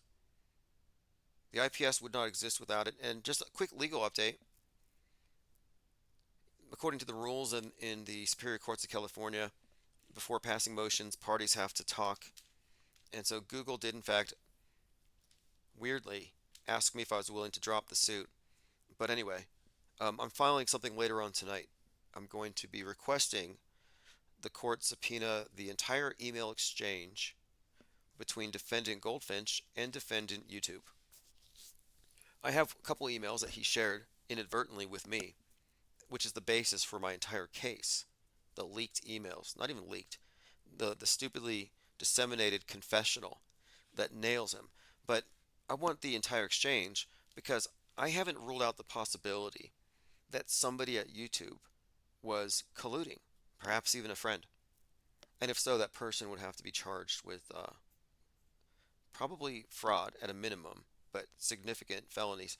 So anyway, I am filing that off tonight or tomorrow, depending on how soon I can get on the phone with Google to let them know what my intentions are.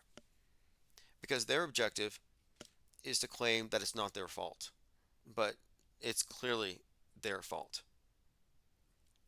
Just a quick update.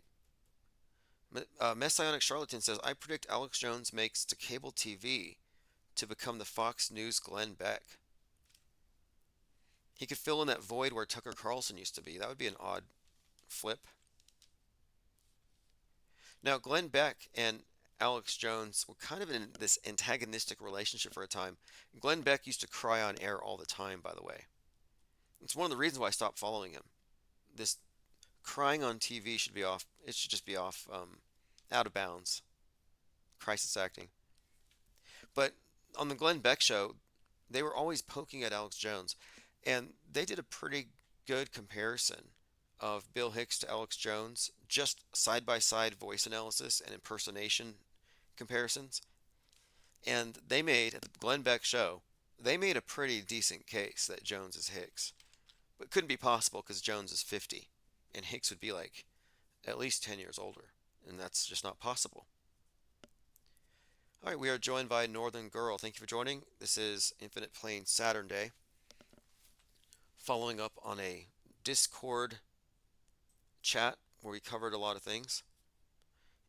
And I think one of the main things we've been talking about today, though, a little bit about Boeing and that fakery there. The Boeing Starliner, the predictable issues, Ryan Garcia's failed prophecy, and 6/11. I mean, is anybody here thinking 6/11 should be a date that we should be live streaming the entire day? Because I was thinking about it. I could accommodate that. The way we would do it is probably have an open Discord where we're just chatting all day, and I'll have an open chat. So I'll live stream the Discord and we'll be observing Seattle. And at any time I can mute the chat and just hijack the stream myself. But, you know, we may actually have eyes on the scene the entire day. It's almost like a tradition. It's almost become a holiday. Like 6/11 could just be a truth or holiday now, for as many times as we've watched it. And we all have our different reasons for it. And I don't really think anybody is truly capable of predicting the future. Although, if you use predictive programming as a model, you can predict what they're going to lie about, what they're going to fake. We did, in fact, predict Seattle Ground Zero 311 days before. So we have that. Portal says Alex Jones has his own IPTV. Seems like Alex Stein 99 interviewed Schroyer. Censorship gone wild. Is it censorship? I don't know. I don't know if you can qualify this as censorship. Not really. I think it's an illusion they've created. Just like Trump, he's being persecuted.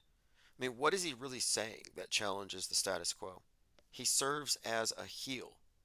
You know, he's the guy in professional wrestling, the the bad guy who has to lose makes the mainstream. This is what I'm suggesting is that, yeah, he's a role play. It's a LARP. I'm not falling for it.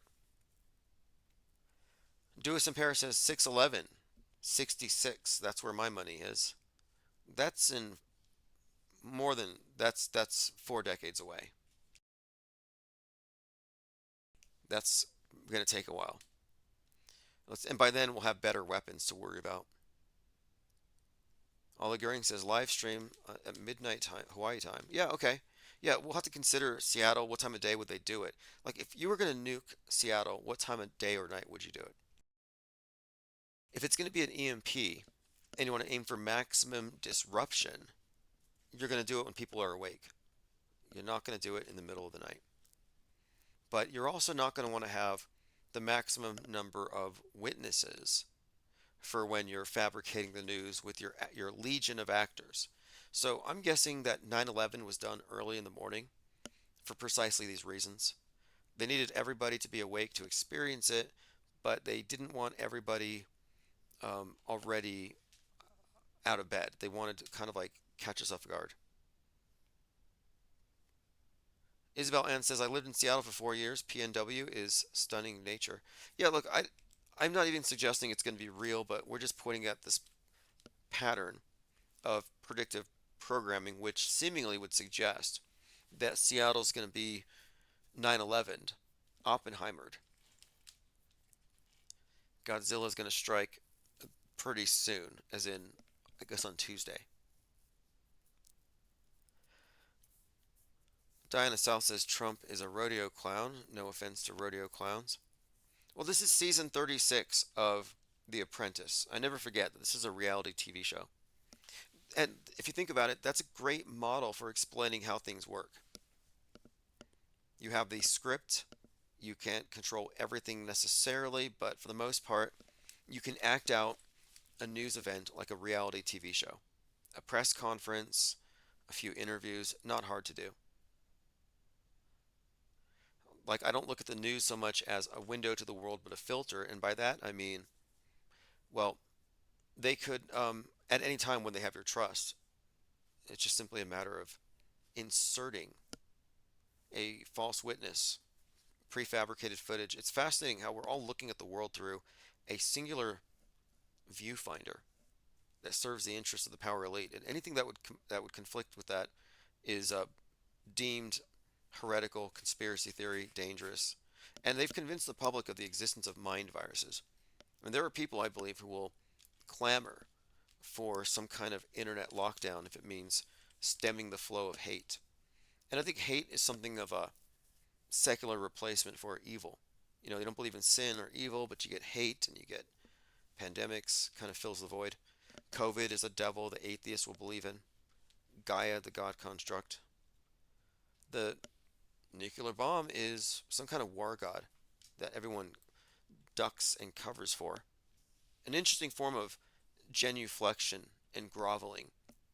To look at your scary war god on the screen, on the black cube, and then get on your hands and knees and tremble beneath your desk and imagine its power. To me, it's like worshiping state power, but it's also worshiping the god of this world in a way. Well, not really in a way, it's literally that, in my opinion. Ducking and covering is a religious rite, if you look at it in the proper context. If we're looking at this as a God construct, a hyperstition in a false worldview built around these things, and specifically the threat of total annihilation, yeah, it constitutes a God construct. Okay, continuing. This is where it's at. It says Planet of the Apes had a group of mutants that worshipped the nuke. Fascinating. Isabel Ann says, I went to the WTO protests, and then it snowed, which is rare, and then a major earthquake. People were convinced Y2K was going to be the apocalypse there. I knew some Y2K people. Y2K, then they became 2012, then they became, well, maybe Nibiru in 2013. Then 2020. And when's the next end of the world date? I don't know. But, you know, here's what I'm interested in. Could they conceivably, I don't know, fake something like this, a nuke. And in my opinion, the only way you could fake it is to claim it was underwater or very high altitude. I don't know. I mean, we'll see. I'll just say we'll see. But my rule is fake until proven real. Like when they pull this off, I'm not going to be ducking and covering. I might have to wear a mask, a radiation mask or something, or a mop suit to go to the gas station, but I don't believe in it. I'll just say, oh, I'm wearing these masks for chemtrails. I don't believe in viruses or radiation poisoning. It's funny how it's like choose your own apocalypse. What scares you the most? Okay, believe in that.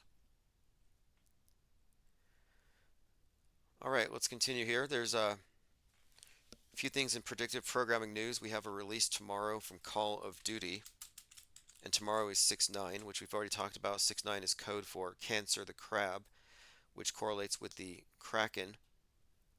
So Call of Duty. Let's see what it's called here.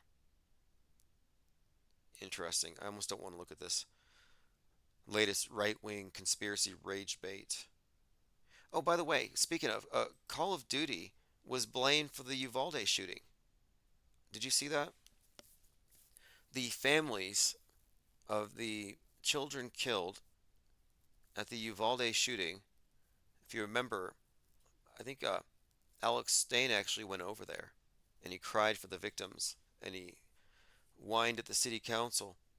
But anyway, yeah, they are definitely suing. They're suing Call of Duty. Kind of an interesting approach. But yeah, he went down there to advocate for those kids, which I tweeted at him and I said, hey, fake dead kids' lives don't matter. And I got banned. Now look at this. This is why I think that we can make the case that the pro and the anti positions are both bad. But look at this is what the pro position supports. Burlington police terrified high school students with mock shooting. This is from June 6th. What it says here is it's a reenactment. These hyper-realistic school shooting drills, which are the new duck and cover. So this is a duck and cover variant, all trauma-induced mind control. While teaching a class to high school students on Wednesday, Burlington police staged a surprise demo where they sent masked gunmen into the classroom and pretended to open fire with simunition.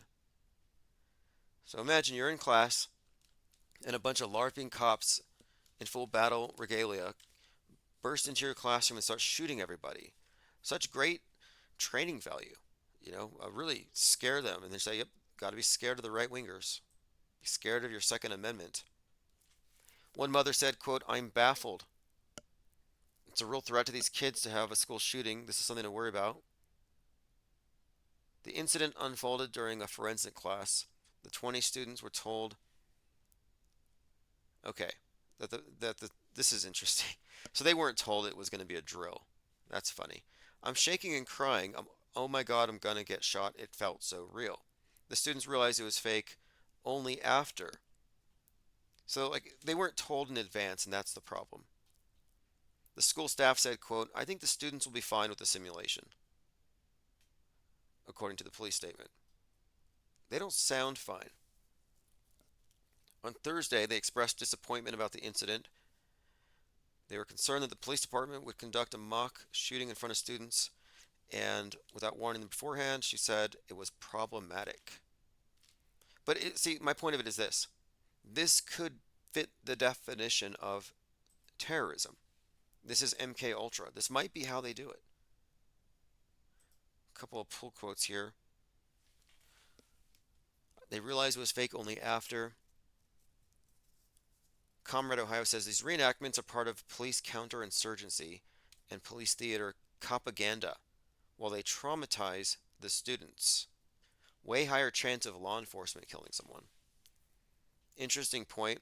And this isn't the first time. There have been drills where teachers were taken out of classrooms and shot in the head with simunition. This is like in Indiana. But yeah, nice surprise demo.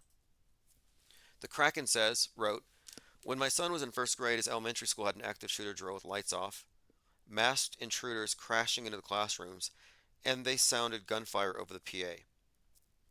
They told us at the end of the day in email, my son peed in his shorts. Well, that'll teach him to vote Democrat. I mean, isn't that the idea? I mean, it's political theater. Okay, continuing. Does anybody follow the podcaster Jake Lang? I don't. But Jake Lang has just announced NAPALM, which is North American Patriot Liberty Militia. It's a national constitutional militia. So if you're looking for something to do this summer, look up Jake Lang and sign up for NAPALM. I'm sure you won't be put onto some Fed database or some DHS list of potential terrorists. I mean, that's insane. This is a repeat of a comment from last night. Robert Sturrock posted this after the live stream. He said there's a gang in Fallout New Vegas. There's a gang called the Kings that dress like Elvis, and it has a lot of Elvis references. I brought this up to JL. Again, we're just 3 days away. Whatever you think about this, I'm not predicting a nothing burger. I'm predicting a something burger, but it might not be a Seattle gets nuked burger, but who knows? I can't quite rule it out. Like, I kind of thought it was going to happen before, but then I saw Oppenheimer was scheduled to come out in the summer of 2023. And it occurred to me there's no way that they're going to have this nuke propaganda after the fact. It has to precede it if we look at this through the lens of predictive programming.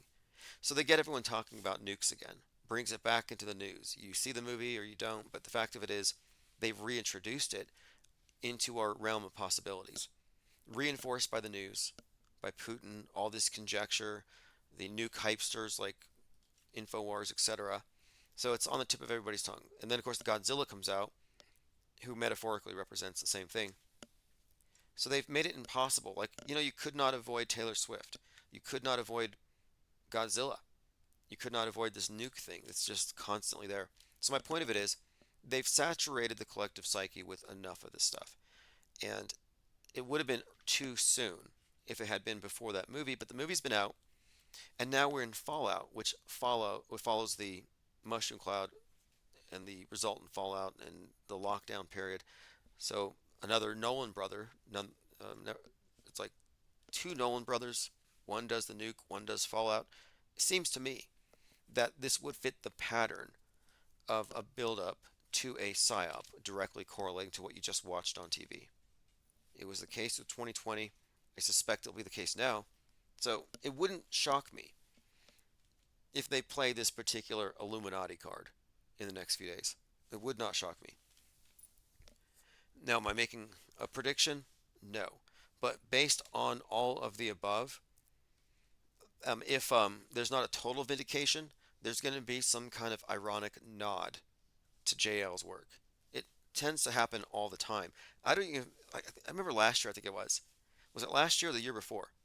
On 6/11, there was a gathering of BLM at the Washington Capitol. And while they're praying, they're having a moment of silence. Someone jumps up and screams, "I am the gun." It was completely contrived. But during the event, they had a moment of silence, and it was led by one of the fathers of a Parkland student. The kid's name was like Joaquin something. But anyway, we were observing this, and this guy looked just like JL. And it just seemed kind of uncanny. I think he even commented on it. But anyway, there was quite a lot to unpack that day. They had this strange ritual there. Not to leave it at that, there's more to it, but this ritual is essentially, I think, reinforcing everything we were talking about. Catching up on your comments.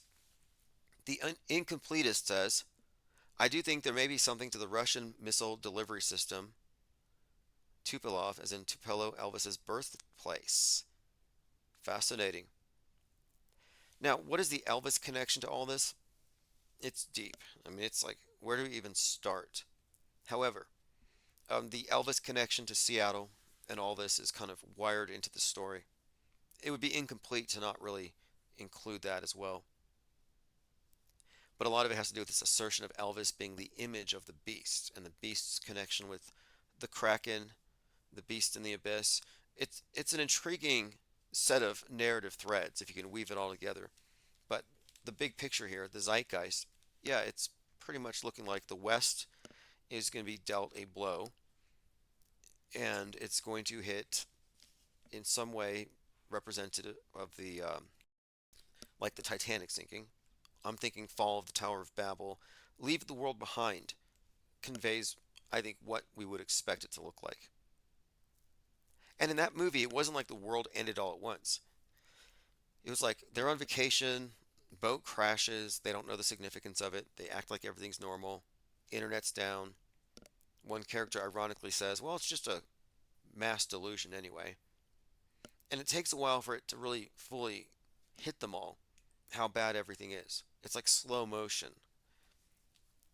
And the way it ends, it kind of suggests too, and this is what the whole movie was about, Leave the World Behind is about going into the bunker. Because at the end of the movie, the Donnie Darko character, Rose, goes into a bunker to watch the end of Friends. So the meaning of this ties into Donnie Darko, of course, connects to Donald Trump through the subtexts. And then I think it also ties into the Alice in Wonderland, where Wonderland is like a way of representing the underworld and Alice being Persephone. And of course, Alice is often used, Alice in Wonderland, in representations of mind control, by the way. Like the Mad Hatter is like Hades. But anyway, my point of it is Alice in Wonderland involves the white rabbit telling her she's running out of time. She goes into the rabbit hole. In Donnie Darko, he encounters this rabbit named Frank who tells him there's not much time left.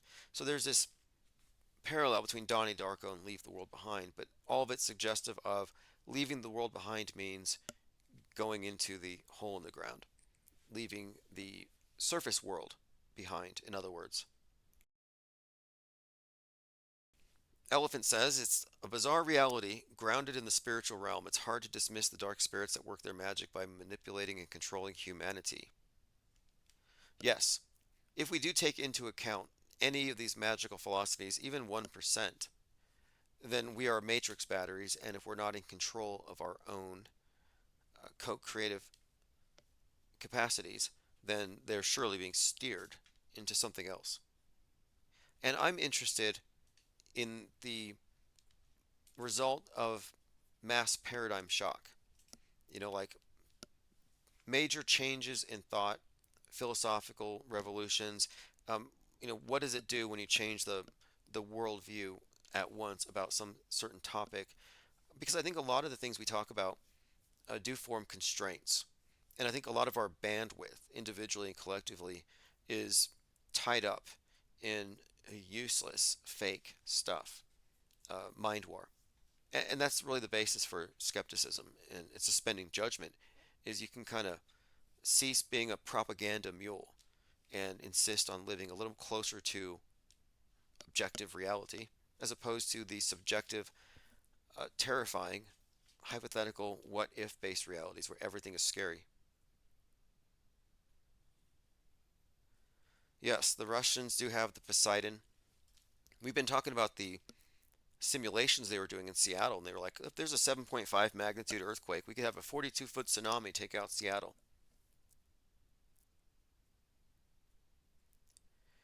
Elephant Tusk says, is the premise of Donnie Darko about a tangential timeline? Seems like it. Yeah, it's also another movie about time travel. I forgot about that. Time travel is a big part of it, which again, nearly all the movies that have Donald Trump predictive programming elements do involve time travel. Very strange. And the director of Donnie Darko, as we were putting on our mind map earlier, is the son of a NASA employee who worked on the Viking, which has some great significance if you consider the role of NASA mind control and movies which reinforce the coming psyops. 2001 Space Odyssey, Stanley Kubrick directing both aspects of fake space and 9/11. So it's interesting to consider what it means that the same liars are producing the lies on the ground and above, the parameters of our system, the things that we all agree to, That which makes our worldview a fictional universe is the agreed upon rules and constraints and its dimensions. So, in other words, it's like a role playing game. And a role playing game is simply everyone collectively agreeing to a certain set of conditions and rules. And the idea of history being lies agreed upon is pretty accurate here. It's really based on a consensus, which makes it frustrating, for those who think that facts ought to matter a little bit more. They should matter a little more than just what the mobs can be influenced to accept. But that's not the case. So if you think we're going to rationally debate ourselves out of an alien invasion, it's not going to happen. They can bring about the paper aliens. The special effects will be terrible, and we will be outnumbered by the true believers, the want to believers. A lot of want to believers put aside their critical thinking in order to hold on to what they want to believe. I should put want to believers in the lexicon, like the UFO crowd. The UFO crowd will believe anything from NASA. Obviously, they don't like the flat earth concept because they want to believe NASA, but they want to believe more, that NASA's hiding things. And they're so predisposed to believe the stuff, they want to believe so bad that they accept bad evidence all the time.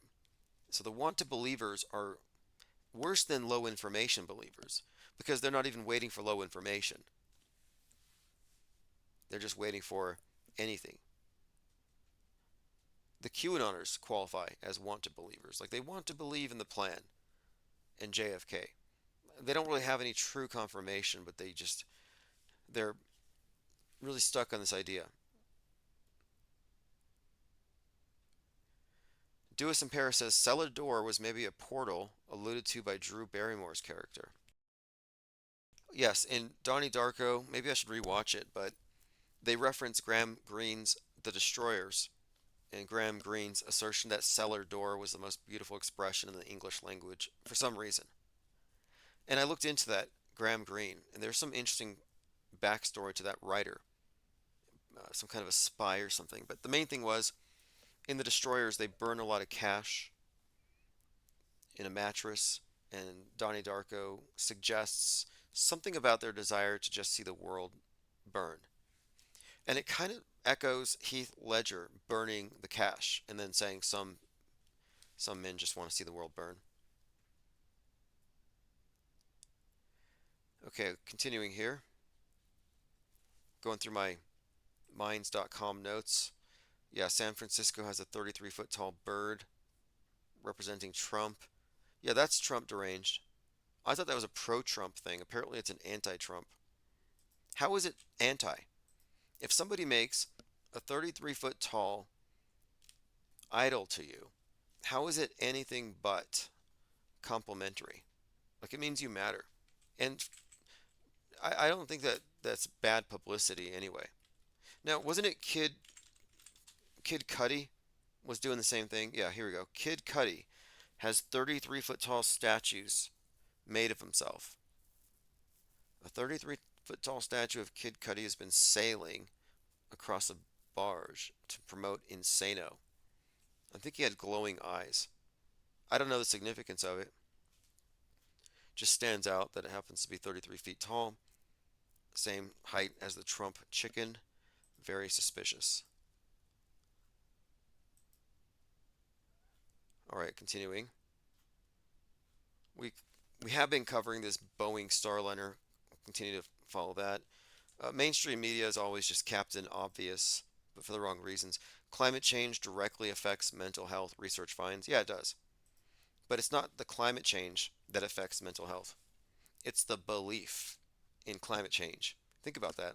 I've been saying psychosomatics. Psychosomatic effects are real. Stress is bad.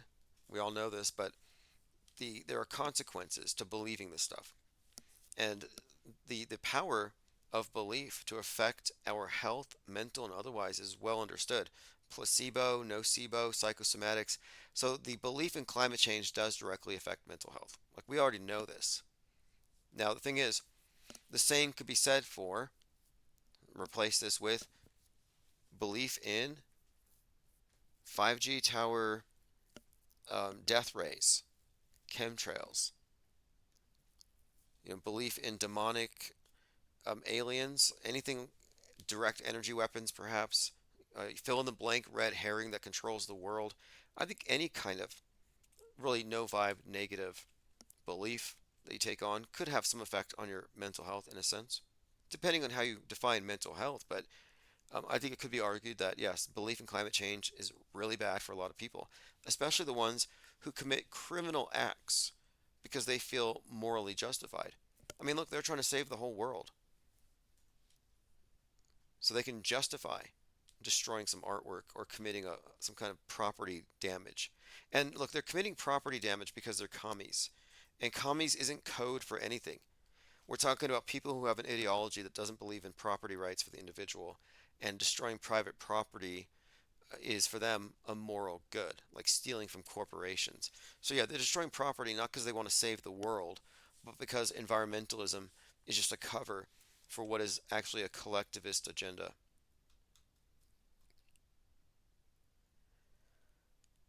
All right, continuing. Diana South says, under Trump, Boeing was given $3.9 billion for a new Air Force One.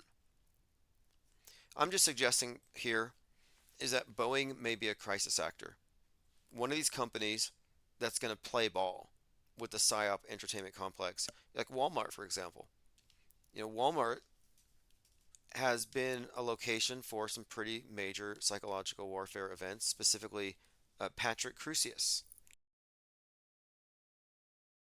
When Patrick Crusius shot up the El Paso Walmart because of 4chan and Trump, that was done with the complicity of whoever ran the place. We'll never see the interior footage from that event. We'll never know why Patrick Crusius went in with jeans and came out in cargo pants. Like, when did he change? But my point of it is, that whole event took place within a Walmart, and we don't have evidence for it being real. And they did shut down El Paso for the day, but my point of it is, we got these various characters. Patrick Crusius, by the way, Crusius, Nick Cruz. I was making some connections here that has to do with the children's crusade narrative that the March for Our Lives was all about. But anyway, when that event happened, I was like, okay, along with Armalite, Walmart is another company that has sold its soul to the PSYOP entertainment complex, which loves to traumatize children in schools by bursting into classrooms and fake shooting them with rifles. The Incompletist says Boeing CEOs and whistleblowers being offed. Right. So this is another reason why we've been looking at Boeing, is because these guys are being offed. But something stood out to me the other day. The Boeing CEO, let me pull this up just so you can see for yourself.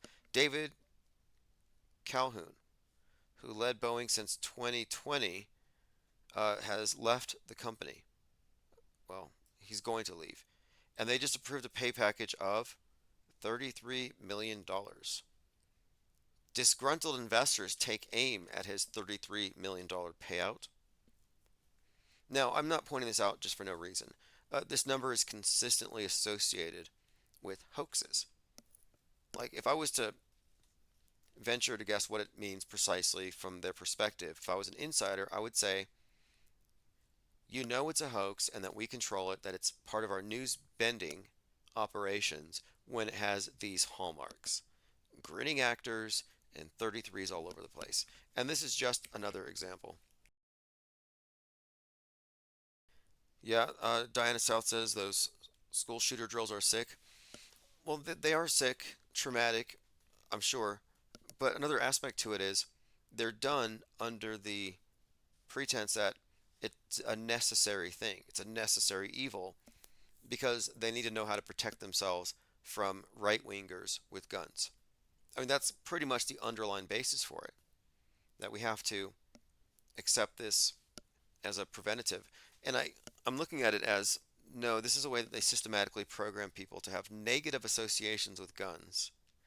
but to accept the necessity of an armed government or the police as good guys with guns, so that the good guys with guns are not the MAGA hat wearing types. No, those are the threats. Those are the ones that will come kill you. And every single one of these school shooters is designed to scare the opposite side. What got me looking into fake news wasn't the shape of the earth, it was my examination of the shooters. Because I used to look at these stories. I used to be into true crime, and I started digging into these shooters, and I noticed some anomalies about Littleton and idea that this was like some kind of an operation, but I didn't doubt that it really happened. But I started noticing, okay, it seems like these are tailor-made, like this is a construct, and that's when I started to look at this closer. Okay, continuing. Isabel Ann says, I only believe what I see in front of me and what I know. I consider 33 runs a fear code in our bodies. Interesting. I don't know what to make of that. I mean, 33rd degree, order out of chaos. There's a lot of reasons to associate it with these psychological operations, but yeah, it could be some kind of a sigil. Something we touched on earlier. I've been doing a bit of research really since last autumn, since the equinox. I got a box of books on the subject, and the idea of sigils and memes, I think, should be considered together, especially considering we know that there is some level of wizardry behind mere media manipulation via marketing and propaganda. And so who knows? The theory behind runes, for example, does suggest that certain basic shapes or glyphs do have some intrinsic meaning, which is something I would kind of dispute, but I don't know. I mean, how maybe we are hackable animals. Maybe we are programmable and always have been. You know, I look at some of the myths that we believe in, how they reinvent the flood myth, but dress it up with climate science. And like, why would they do this if we didn't have some kind of programming to make us dread the storm god, fear the sky? Like maybe they are hacking into our instincts or whatever we have built into our terrestrial survival guide that we have inside our instincts. In other words, like, yeah, maybe they manufacture a worldview designed to tap into our fears.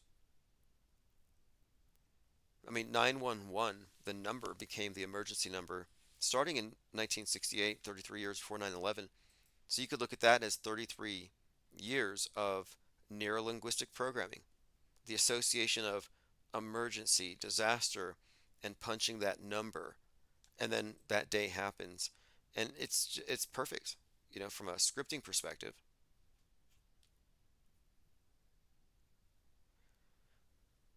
Okay, let's see here. Elephanta says, you are frequency locked into the world. 99% is unseen. It's like saying you only believe in the radio station your car radio is tuned into. Interesting idea. Yeah, look, I'm not a quote flat earther. I don't even know if I believe the earth exists. Like I suggest the universe doesn't exist until it's experienced, which doesn't really contradict very much. You know, I mean, I think there's room for this, but I think it's the idea that we live in a living, sentient, meaning and information based universe, that everything is intrinsically meaningful, and that we are perceiving the meaningful connections as a way of uh, creation perception, but that we are given a model where the universe is a dead corpse. It's just rotting, and we're just apes with big egos because we've evolved enough to wonder about what's next, and we're scared, so we make up stories to make it seem like we're more important and that life matters and has meaning because it doesn't. So, which is it?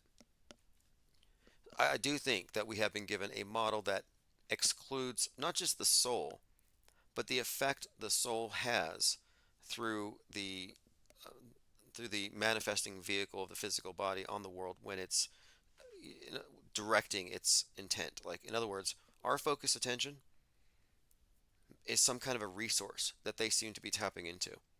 And what I'm wondering here is, yeah, if the universe isn't static, if it is dynamic, living, intelligent, if we are in a feedback system, and if you can perceive this individually, then I can only guess at what they're doing by synchronizing the minds of billions.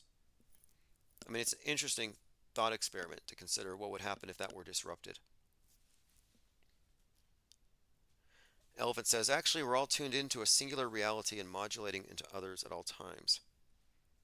Well, this is what I've been saying, not about our physical world, but our world stage, our worldview, the construct we live within. Yeah, absolutely. We are tuned into a singular world view. And I think where you and I disagree is I'm saying that our internal construct, the map, doesn't reflect the territory. You're saying the territory is as fake as the map, or they're both fake. And I think that goes too far. So what I'm suggesting is that the singular one that we're all tuned into, the singular station, the singular version, is the approved version. The one that is from the perspective of Big Brother and his viewfinder. So seen through his view, its view, the establishment view, that's what's real. That's the map we're given. And if your reality doesn't match it, you are a conspiracy theorist. John Francis says, what do you think the true world population is? Yeah, is the population in the billions? Is it much smaller? A number of people question this, for good reason. And both sides politically agree that we're in a population crisis. One side thinks that there's not enough people, and the other side thinks there's too many. Anyway, I find this all very fascinating, to even question it. I'm not going to say, well, I know there's 7 billion because I saw it on TV. I find it plausible. No, that's not a basis for knowing. Do I believe it? I don't find it unbelievable. And if it is unbelievable, I'd like to find out. I'll have to look into it. But I do think that the quote population crisis is contrived, whether you accept the left or the right's view of what this crisis really is. But no, I guess I don't believe in any of these crises. What does that make me? See, I'm not a reality denialist. I just deny the augmentations to this reality, which are not in our best interests, in my opinion. All right, this has been great. We'll continue soon in the Discord servers. We just tested it out today, and I think it went swimmingly. We've gone on kind of long, but that's what we do on Saturn days. I wanted to catch up on a few things. This is Chief Crow, Space is Fake. I'll send out the archives via the newsletter. Sign up at ips.monster. And in a couple of days, I'll have a couple more updates about the proceedings with the court. And again, we're going to do something for 6/11. Not sure what, but I have something planned. So we'll work it out. So get on the newsletter so you don't miss it. Into the black void.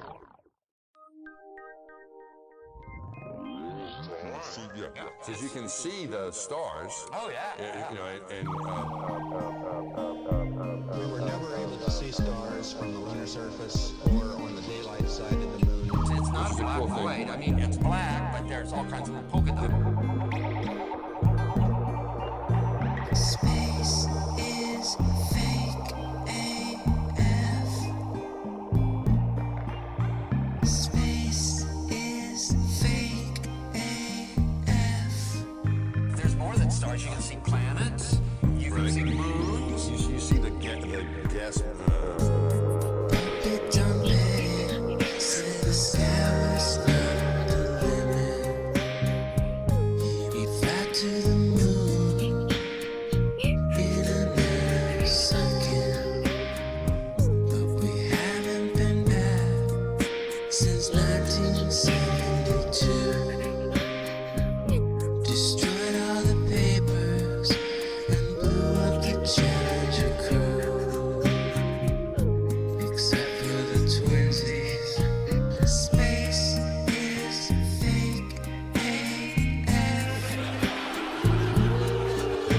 Space is fake AF. Look out into deep space away from the sun, it's the darkest night you can imagine. Hey, space boy, you broke my rocket man heart. Where are the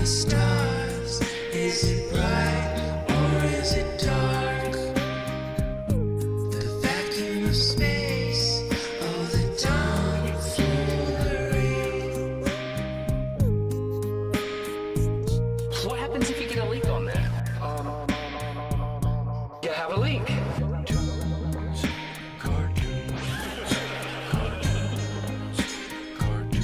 Debunk my bubble.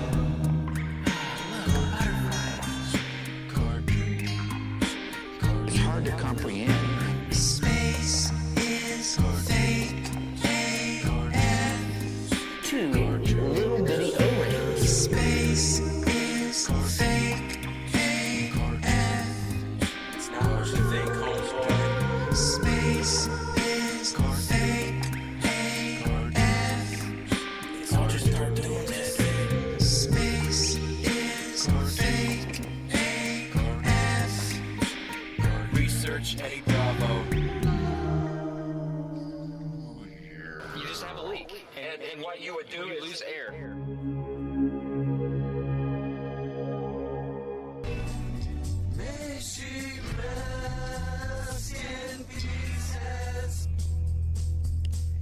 Okay, auto hoax accelerationists. Let us proceed. It is April 25th, 2024. 9:43 p.m. Phones are open. So if you have any pressing concerns, tips, complaints, anything at all, feel free to call in 349. Did I say it wrong last night? That's why nobody called. It's 505-349-0420. Should be easy to remember. We're joined already by Jungle Jim, Portal Complex, the HBIC, Diana South, representing Twitch, YouTube, and DLive. All these various platforms are important to reach as many people as we can, and most of them are integrated. There are people listening right now on Odyssey, for example, and a few others, and on Twitter who aren't able to integrate in the chats. So I notice you're there. The numbers are really good on Twitter, by the way. If you go to Twitter, our account is IPS Think Tank, and some nights we get 100 or 200 people there. But if you want to join in the chats, go to ips.monster and choose one of these bigger platforms. Or you just call in. Now we have quite a lot to talk about as usual. In fact, a number of very interesting things have come up today that I want to get into. Much of it seeming to be, I would suggest, preparation for a new wave of anti-conspiracy rhetoric, because conspiracy theorists have been the target, sort of the scapegoat for some time. And Musk seems to be, in my opinion, a willing fall guy, a sacrifice to give justification for limiting free speech itself. And interestingly, though, as I'm looking at this, it seems like they're now targeting the concept of predictive programming. And I've been harping on this issue. One, that predictive programming is not mystical, and that it's not a harbinger of something to come. It's preparation for what they're going to fake. And two, this recent Burning Man, this Maxwell Azarello, had referenced The Simpsons, and it brought up conjecture of The Simpsons being overly represented in this so-called predictive programming. But now I'm seeing that brought up in this context here of dangerous, thought crimes. So fascinatingly, Alex Jones tweeted something today, something from a cartoon, and he said, "Happening. It's called predictive programming," and it was basically showing a pretty good example of predictive programming. But then we have this unhinged comment below him that says, "The writer, the voice actor, the producer, and production office should be dealt with. That will send a message." Well, my point being, we're the only ones here pointing out metascriptors, suggesting that these are not coincidences, that these aren't inspired moments that are somehow evidences of synchronicity, but rather that this is a deliberate attempt to propagate very specific ideas to target audiences in advance of the news events that will correspond. My point being, Jones's comments are flooded with a bunch of weirdos as usual, but this guy in particular says, let's go after the writers of the predictive programming. I mean, what does that say? It's just another angle, I think, for them to demonize our critique of media itself. Now, I actually have the clip. And what's more, let me show you some of the types of comments that he gets from others as well. Alex Jones is right. There's a few things here. Every time we recognize they're hidden in plain sight, say, "I do not consent." Our subconscious acceptance of these semi-hidden signals and sinister symbols qualifies as informed consent. That's kind of a truth or orthodoxy, that by showing you what they're going to do in advance, they get you to consent to it. And that explanation still assumes that they're going to do something and that this somehow lessens the karmic repercussions. It's absurd. I refer to this revelation of the method explanation as misdirection because we have appropriately identified it, in my opinion, as what it really is, simply a form of propaganda and advertising of ideas in advance. But here's what they're referencing. It's from some comedy show.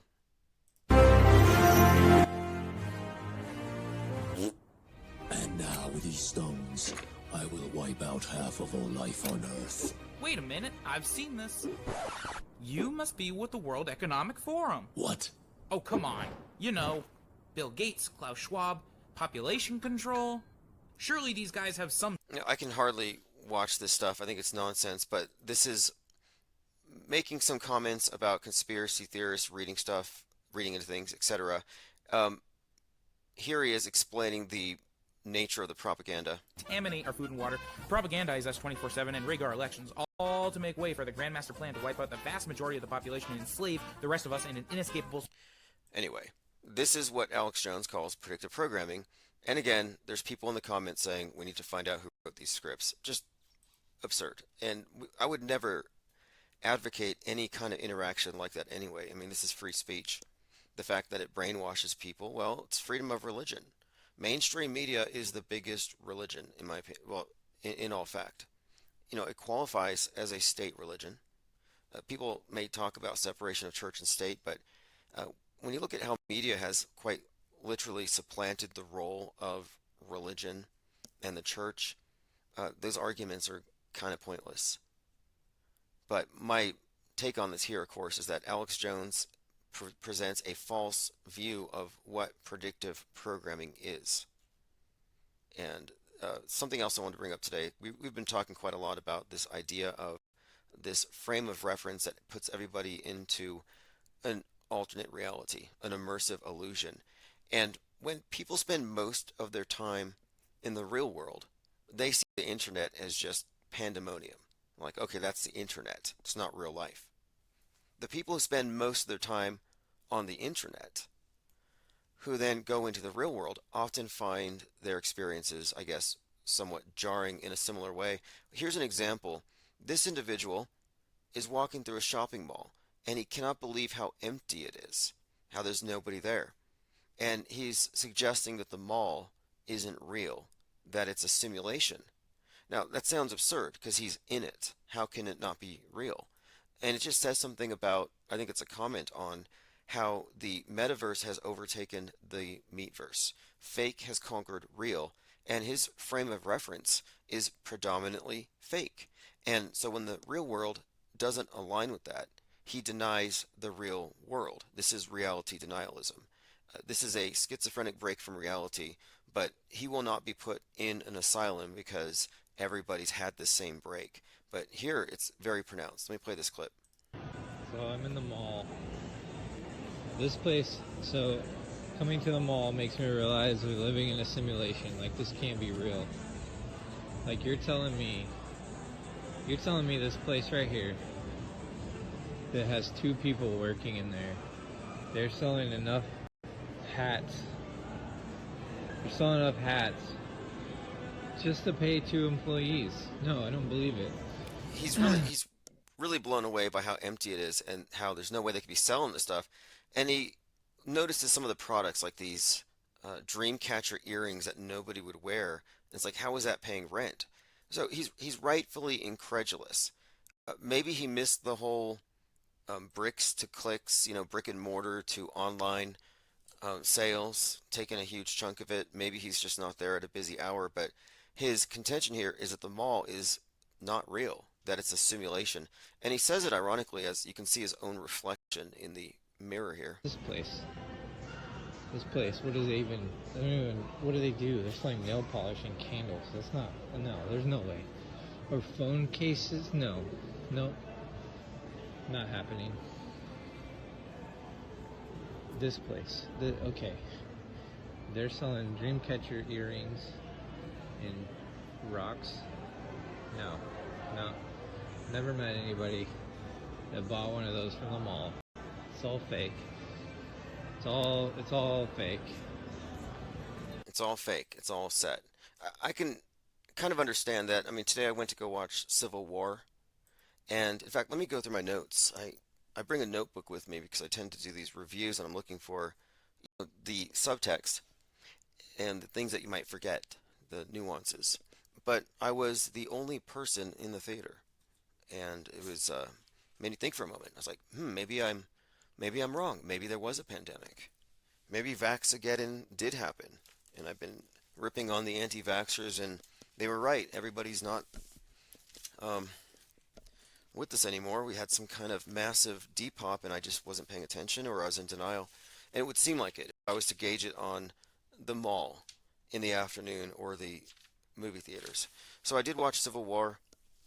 We talked about the director and his previous movie 28 Days Later, and how I correlated the rage virus with disease X, which are mind viruses spread through Twitter that cause people to turn into right-wing shooters. And then we also talked about his movie Machina. He described how people said he was prescient and his movie was predictive. Those are important components here. The author of the book that became Leave the World Behind said his book seemed very prescient and predictive of 2020, which is fascinating in itself. But then you look at his movie and how that has basically set the stage for everything since late 2023. But anyway, so we're watching this Civil War movie. I always watch the trailers, and I think it's very important because that you're a captive audience, and whatever they're putting into your frame of reference should be considered programming. And my take on the movie from the outside was that this was likely going to be foreshadowing another 2020-like summer. So 2024. 2020 was foreshadowed, or kind of, in many ways I would say, predicted in a predictive programming way by Joker. But I think this movie may precede what's coming.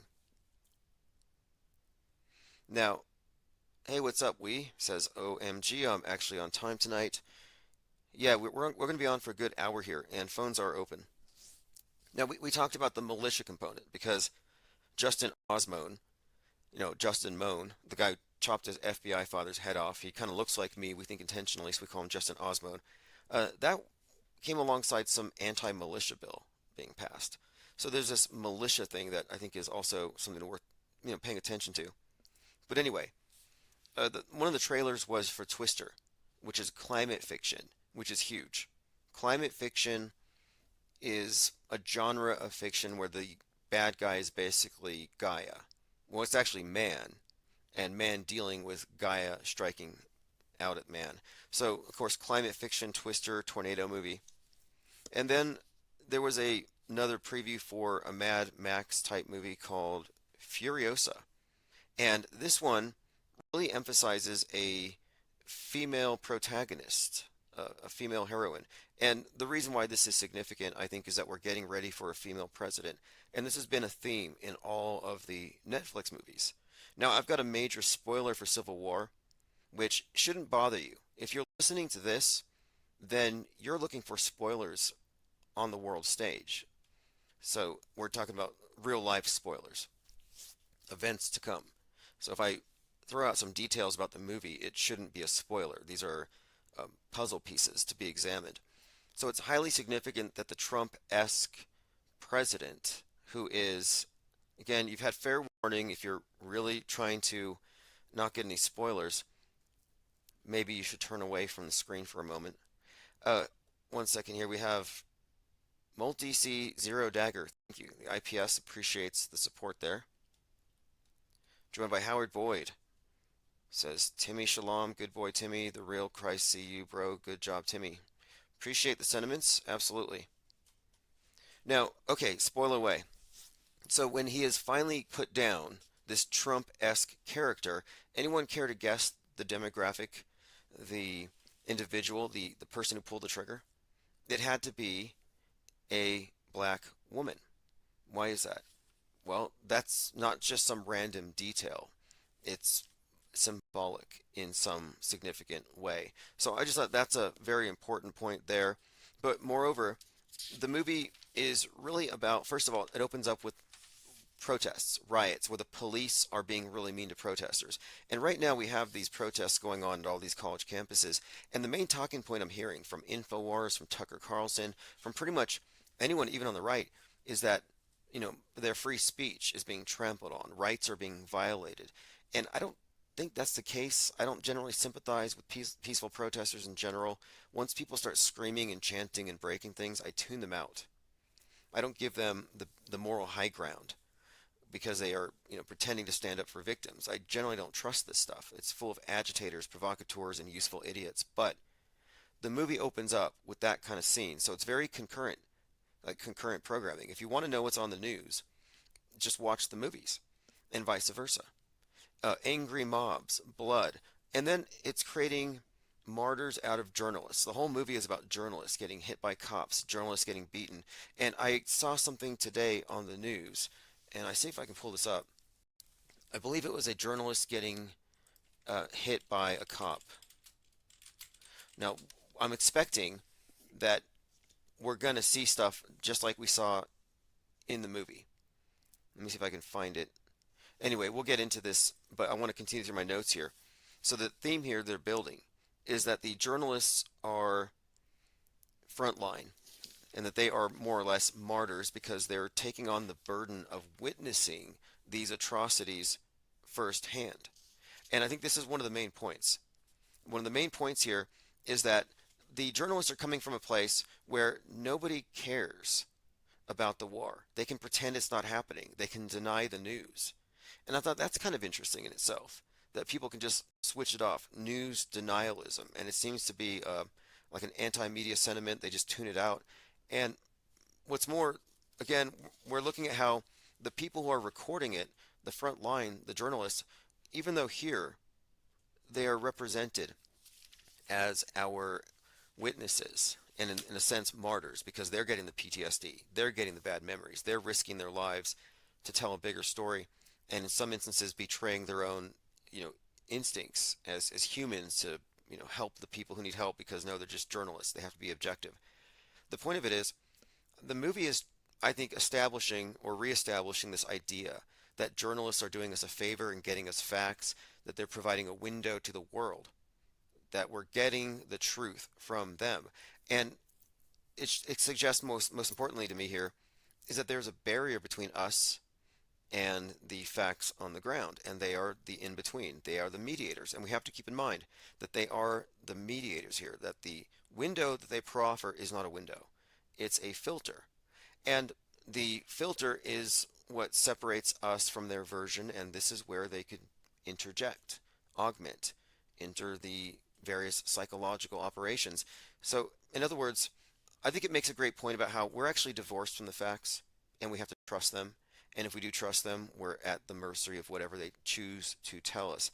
And it's a comment on the selectivity of perception, but also on how worldview can be formed. And it's formed mostly through blind trust. We have to trust that they're being objective. Lean Dion says Fox 7 guy got knocked over and maybe arrested reportedly. That's what I'm expecting. That's what I'm expecting. Yeah. Okay. So Lean Dion says these are the new stressed scientists. They were making martyrs out of scientists. They all have agoraphobia. They think the sky is falling. They have to take stress pills because global warming. And now they're bringing up journalists in the same type of way. But this is the main point of the movie. The main point of the movie is that these journalists are being executed, they're being shot, they're being treated as enemy combatants, and they portray I guess you would call them the MAGA crowd, as being like stereotypical, ignorant, slack-jawed, like gun-toting with like one guy. Check this out. I'm pretty sure there's just one scene where these individuals at a gas station with big guns have hanged 3 looters. Now, the guy who's bragging about the looting is wearing a green football jersey. I think it's an Aaron Rodgers jersey. What number is Aaron Rodgers? He was wearing number 5. But here's that team. And So I'm like, okay, that's an interesting connection. And above it, he's got this gold cross that stands out very obviously. So you got the cross, the Christian thing, then the the gun, of course, right below it, then the lynched bodies behind him, and then he's wearing a football jersey. And Aaron Rodgers is one of these individuals who has been consistently associated with conspiracy theories, which make him, of course, dangerous. And associates him, of course, with the right wing, the gun-toting Christian nationalist types. Okay, continuing. Lickety Split says the Palestinian college students with secondhand info are the real journalists. Well, this movie is certainly connected with what's going on right now in the news. That's really my point here. Okay, so they disband the FBI. Who would disband the FBI? That would be Trump. So it's obviously geared, I think, towards those with Trump derangement syndrome who really do believe the media is providing information for our edification and they're just providing facts, that they're objective. And by the way, the individuals that were hanged were looters. So I'm like, that's interesting, hanging looters. Now, again, the gun, the cross, the Aaron Rodgers looking guy, not coincidental. Going through my notes, and a little hard to read. I actually write in the dark, so it's a little difficult to read some of this here.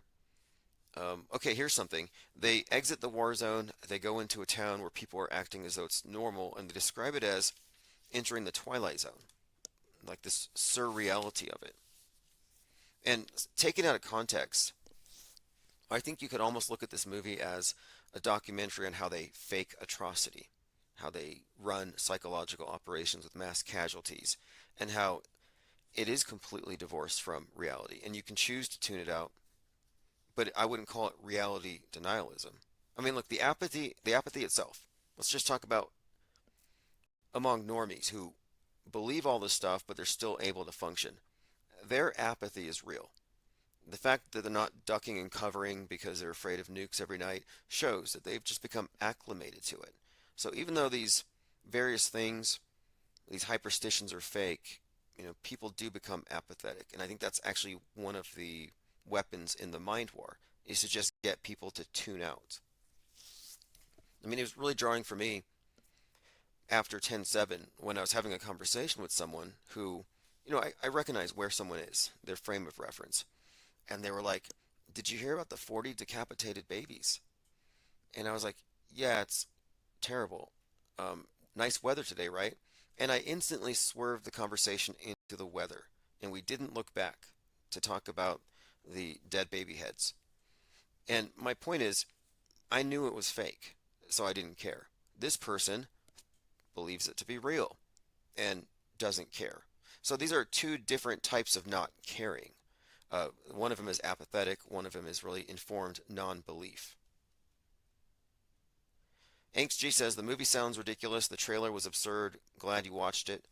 If you watched the trailer, you watched the movie. That's pretty much all there was to it. They definitely made a point to portray the MAGA crowd as violent, ignorant, gun-toting fools who just want to kill people and hate the media.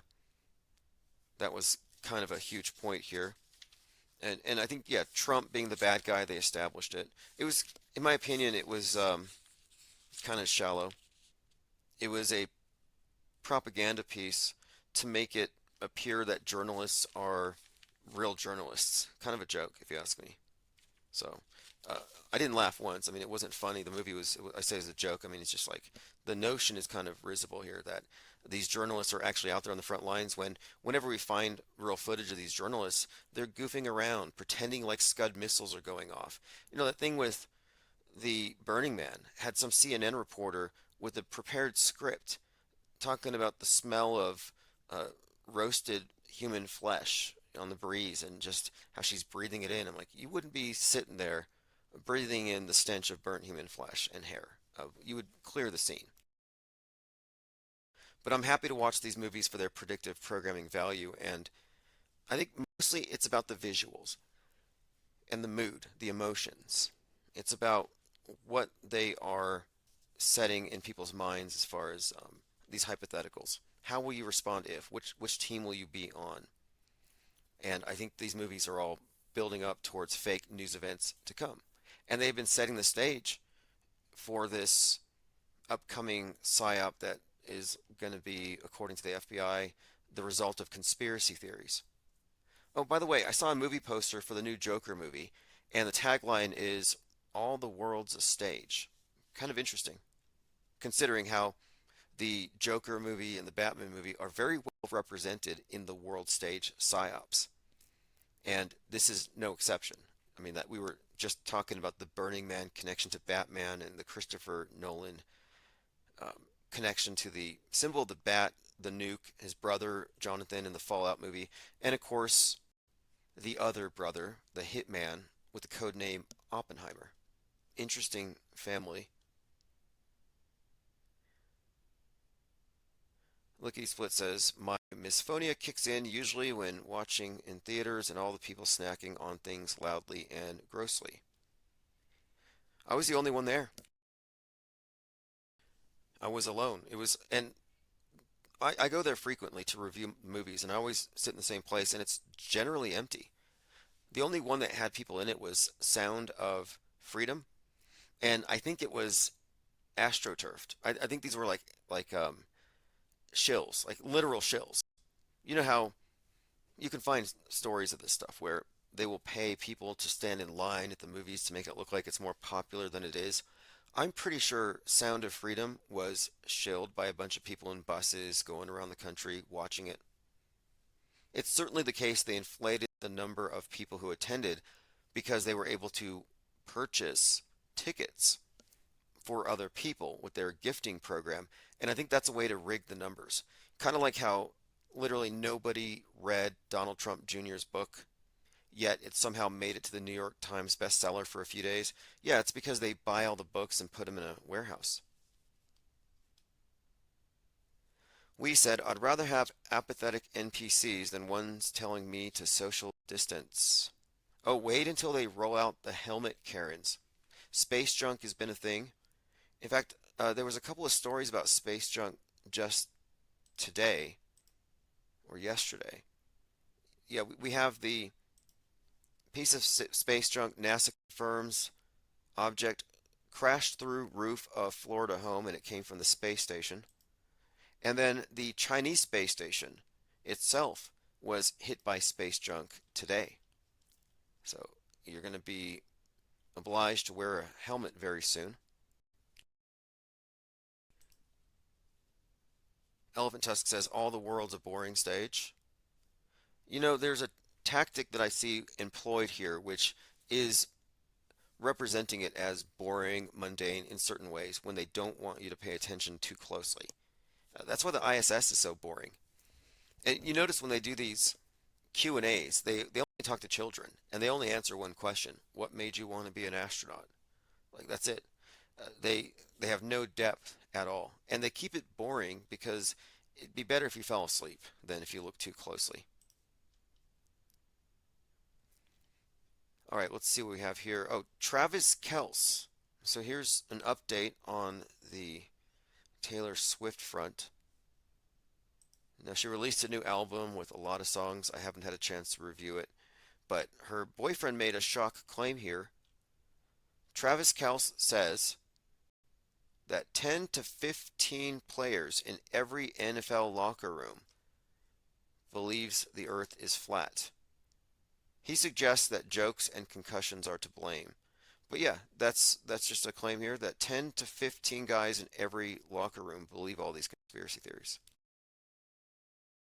Now, I don't think that's progress. You know, I don't believe that there's any value in just believing all the conspiracy theories, which is what Tucker Carlson and Joe Rogan are kind of saying, that is, you know, it's open-minded, just believe this stuff. No, not at all.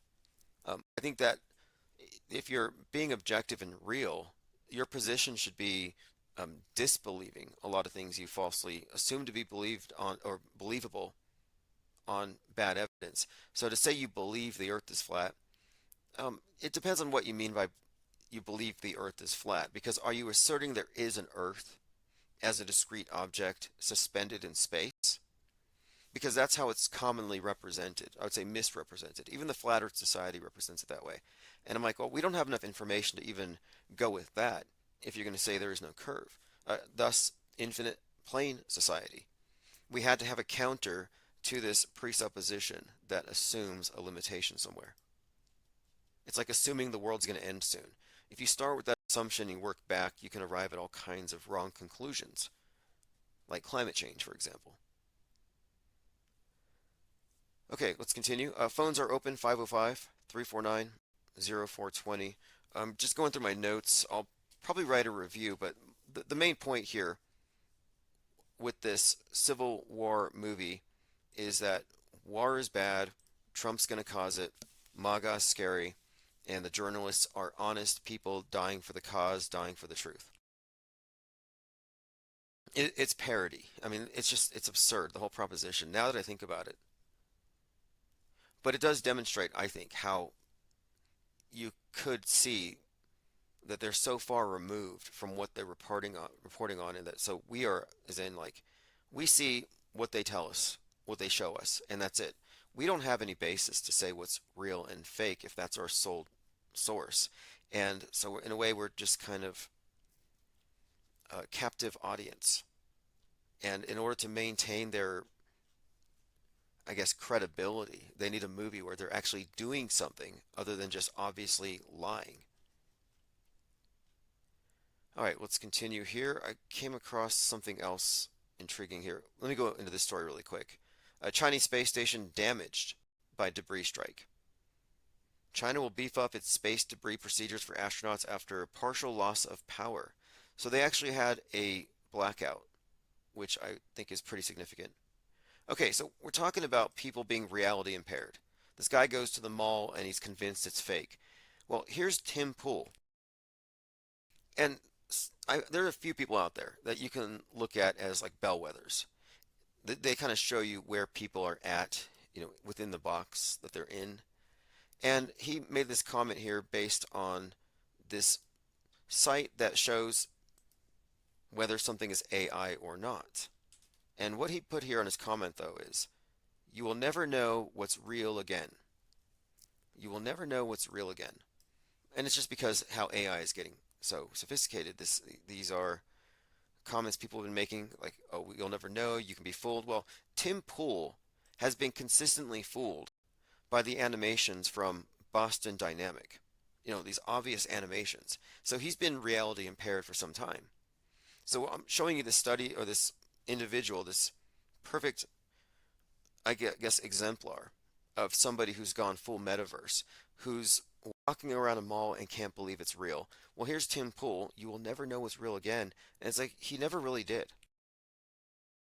Like, we as a society have never known what's real again. The blinders have always, the hoodwinks, the blinders, the various world views that have been curated by the power elite have always kept us in a state of ignorance and in a state of what reality impairment is what I'll call it. And there are various contrivances. I mean, religion is a main one.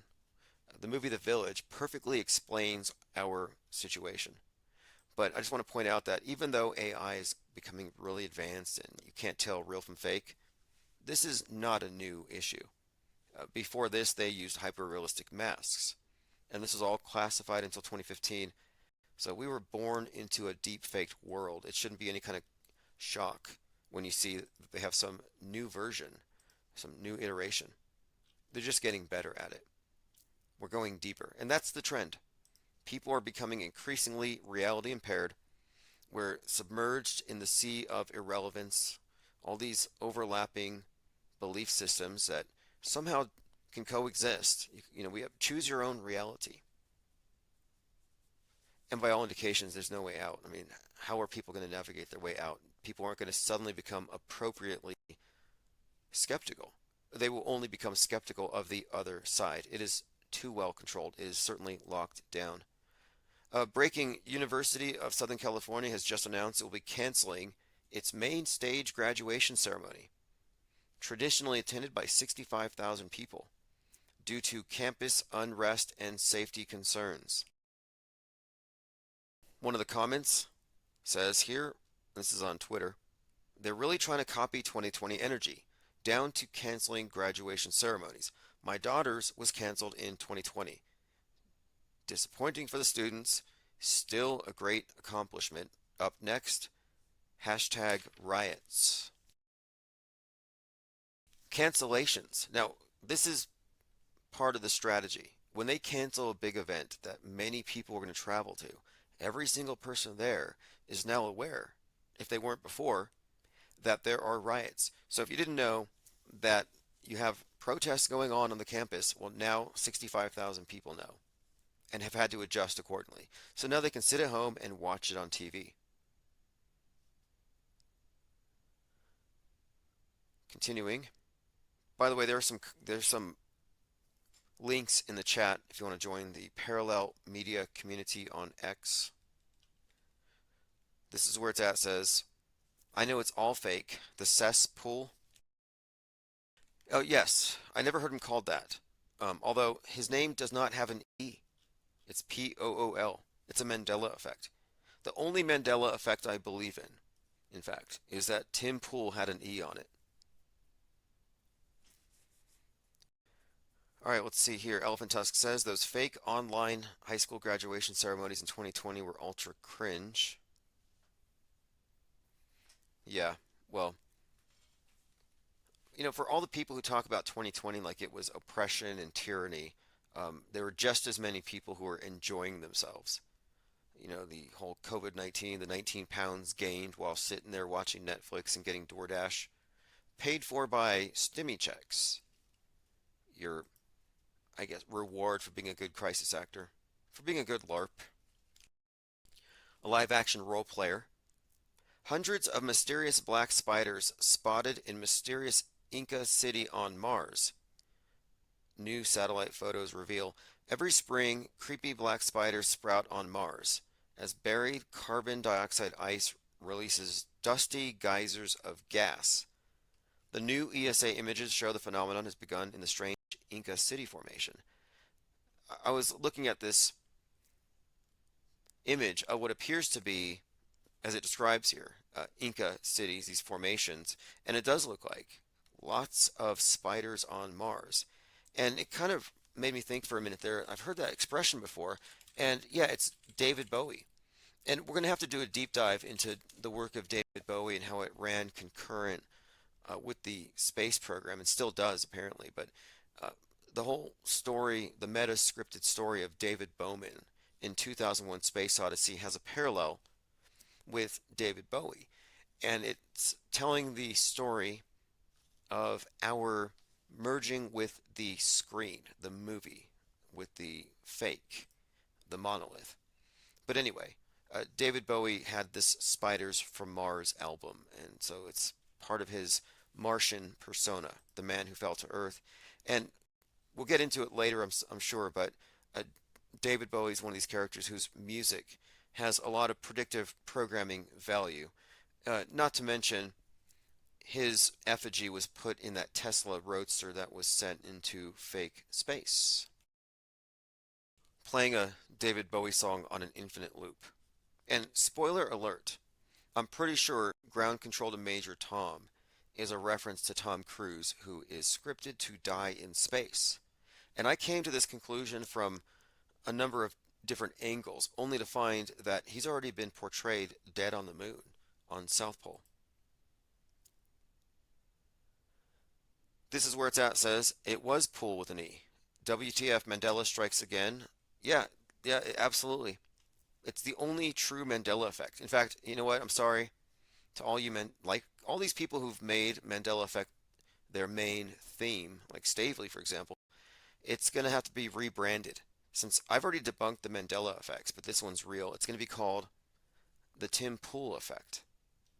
Maybe we'll just call it the Pool effect. Elephant Tusk says, the Maze Runner trilogy has an unbelievable amount of predictive programming. Are you familiar? I'll have to look at it. I think it's been recommended before. I'll take a look for sure. I believe I've seen the books. Aren't they based on books? And I've been having a ridiculous amount of synchronicities with labyrinths. which weirdly was, and I talked about this before, but then it kind of evolved to where suddenly I was having the same kind of situation with the Minotaur. I'm like, what the hell does that mean? And sometimes when I ask that question fervently, I get answers from the universe. I'm like, what the hell does that mean? And I see a truck in front of me with the license plate ID, like id. I'm thinking id. Can the Minotaur represent the id? The um, the aspect of the self that is in the subconscious. You could somewhat maybe the I guess it's some sort of, I wouldn't say repressed, but not quite under control. That part of the self, the subconscious, the part that they program itself. But anyway, we'll dig into that later. I'll look into that movie and the predictive programming. But um, I've I've read that it's analogous to the Hunger Games, and these are all movies that are foreshadowing this future, which assumes that we're about to break everything right now. Always dystopia. Okay, continuing here. And yeah, just a quick comment also on predictive programming. Predictive programming is a form of advertising and propaganda that works through repetition with themes and messaging, and it targets your subconscious. I mean, it's not even there for your awareness. It's not there to add to the story. You're not meant to notice it. It's there to somehow prepare you, to make you suggestible for what's to come. It's a form of interference with your perceptions in a way. It's like suggestibility before they lie to you. In fact, there's a movie I saw a clip from called Focus with Will Smith, where they're attempting to get a guy to choose player number 55. So they put the number 55 in his field of awareness in many different ways. Things that he sees, things that he hears, things that he doesn't even notice that he notices. And at the end of the day, they steer him into choosing 55. We are similarly being steered in a myriad of ways. When I say we, I mean everybody else but us. Nick Finger says that maybe Tim is right and Taylor Swift is AI. It's within the realm of fakeability that she may not exist, 100%. It's within the realm of possibility that she's fakeable, as far as the music goes. Now, you have a persona on the stage. That's where it gets questionable. It's like you could possibly have a choreographed performer, a performer with a choreographed just series of moves they make and perhaps lip syncing it, but I don't know, it gets a little tricky there. It's sort of like the gorilla thing. Yeah, you can fake gorillas. You can fake panda bears, but can you fake them at scale? No. Gorillas cannot be categorically called fake, although some gorillas are fake, like gorilla costumes. So when it comes to someone like Taylor Swift, you could fake the music, sure. Nobody'd know the difference. But could you fake the person? We're dealing with a lot of witnesses, and it gets very complicated. The burden of proof rests with the status quo. They've already established it. Like, there's one thing that you can't just do. You can't just say everybody's wrong. Like, even if they are, there's kind of this obligation on you to provide some basis for saying so. Not that the consensus is always right, but it's almost like it's polite. Like, oh, here's why everybody's wrong. Okay, let's continue. Now, I do believe that AI could write better music. I made a song about my friend's dog, and it was like, this is better than Justin Bieber, to be honest. Like this pop song about a dog. It's Suno.ai. It's unbelievably impressive. But there's a point where you can tell it doesn't have a soul. You can tell it's generic, but that doesn't make it bad. It means that now anybody can, kind of produce something, which I think is good. It adds to the net creativity. And I think it's better when humanity is involved in creativity. It seems like we have two modes: create and destroy. Wee says, wasn't it a Minotaur Johnny Depp sees playing Hunter S. Thompson on Adrenochrome? I remember he was saying iguanas, but I don't know. I might have to take some adrenochrome and see. Maybe that's the next part of my vision quest. Yeah, great movie reference here. Inks G says she's like the AI character in Sim 1 or Simone. Yes, excellent movie. That is by or with Al Pacino, and it's about a pop star who doesn't exist. And there's actually a really good Black Mirror episode with Miley Cyrus where she gets replaced by a sim when she no longer wants to perform. And this movie again, Simone, came in 2002. A producer's film is endangered when his star walks off, so he decides to digitally create an actress to substitute for the star, becoming an overnight sensation that everyone thinks is a real person. Now, I didn't know this movie was from 2002. Storyline: the career of a disillusioned producer who's desperate for a hit is endangered when his star walks off the set. Forced to think fast, he digitally creates an actress to substitute. It's the first totally believable synthetic actress. The actress becomes an overnight sensation with a major singing career as well, and everyone thinks she's real. Now that's interesting. The first. That's where it's misdirection. We've been treated to an entire array of fake people that we have no idea about. I'm certain. I mean, there's credible rumors that Benicio del Toro doesn't exist. Speaking of that movie, Fear and Loathing in Las Vegas, that he is in fact an actor known as Brad Pitt, wearing some kind of a mask and maybe some lifts to make him a little taller, but that Benicio del Toro is in fact none other than Brad Pitt. An actor playing a role who then gets a role in a movie. And it's kind of interesting. I've seen some convincing comparisons, but I'm not completely sold on it, although it's definitely fakeable. And think about it as an actor, how that would add to your versatility. You could get many more roles if you were two actors, and nobody would have to know. All right, let's continue. Dan says, in Fallout 4 there are synths. Well, that's what Westworld is about, and people interacting with them. Although in Westworld the synths all get abused. The idea is that if synths were real, people would just want to go kill them. Really strange premise if you haven't seen Westworld. Okay, let's continue. We were talking about this guy who's walking around in a mall and he thinks it's not real. I mean, that should be alarming, right? Like, you would consider this to be at any other time in history. Somebody walking around a mall thinking it's a simulation, you would categorize that as some kind of a psychosis. But I think we're collectively being lulled into a psychosis, a collective psychosis. And since we have agreed upon it en masse, it's the new reality by default. A good example of this and how this actually works is the movie In the Mouth of Madness by John Carpenter, about the subjective nature of the world stage. It makes a really strong point about how there is a level of agreement to it all. And I'm not agreeing anymore.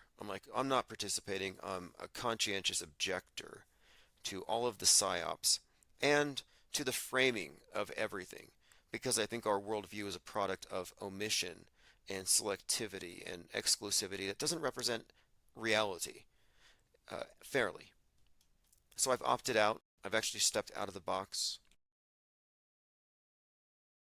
Okay, continuing here, we have UFO reported over LaGuardia Airport, and then airport, in 2024.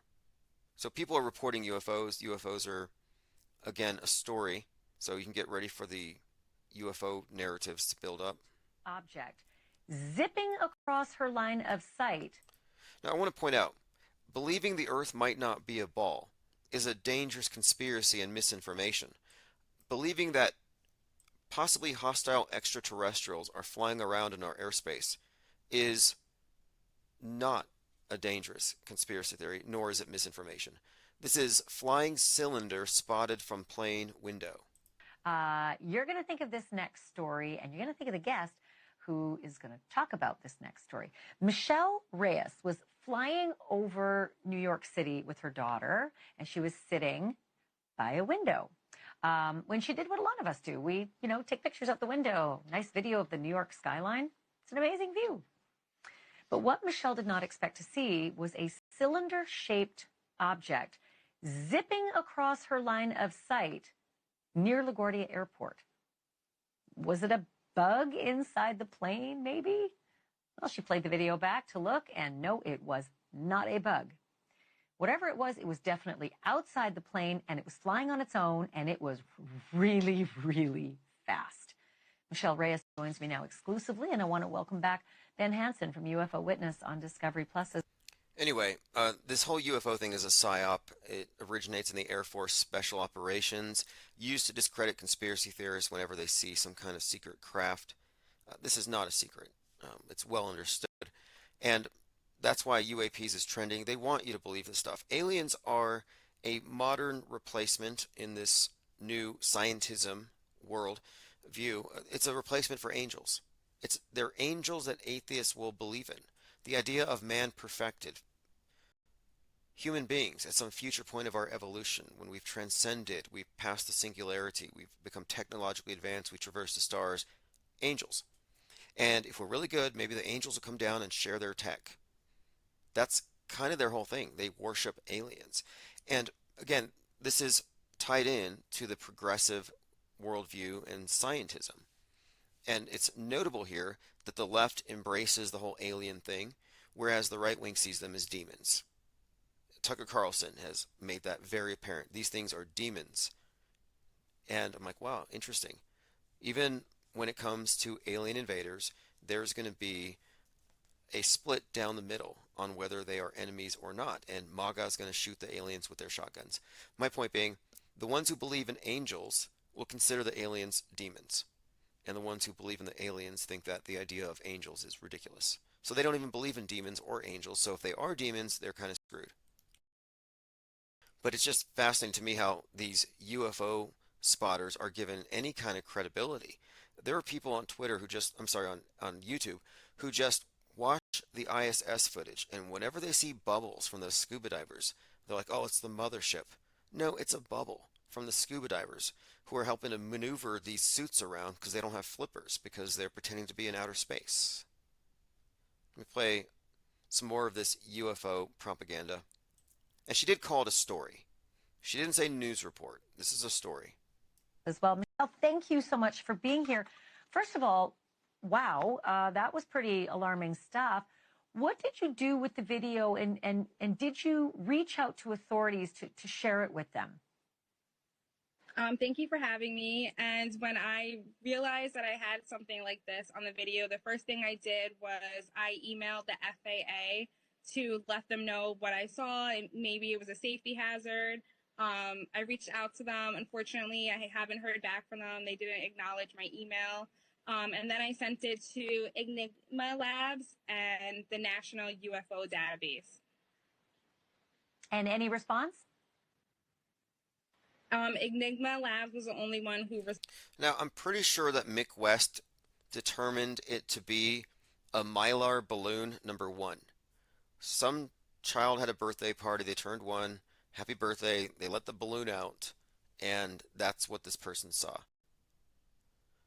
All right, look at this here. This is a very interesting clip. This is astrophysicist Neil deGrasse Tyson talking about how you can't see the curve of the Earth at 128,100 feet.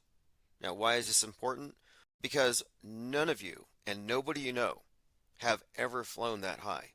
And yet many people you know will claim they have seen the curve from an airplane. Nope, not possible. And that dude who jumped out of a perfectly good balloon, what's his name? Felix Baumgartner. He would have been about 2 millimeters above the surface of this globe. That's his edge of space jump.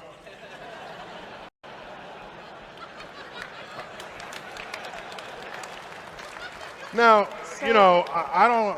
It's fine. He wants to. I don't have a problem if he does it, but the honesty of it would greatly diminish what I think people thought he was actually doing. And not only that, they made sure to photograph him standing there with a really wide-angle lens, which curves horizontal lines.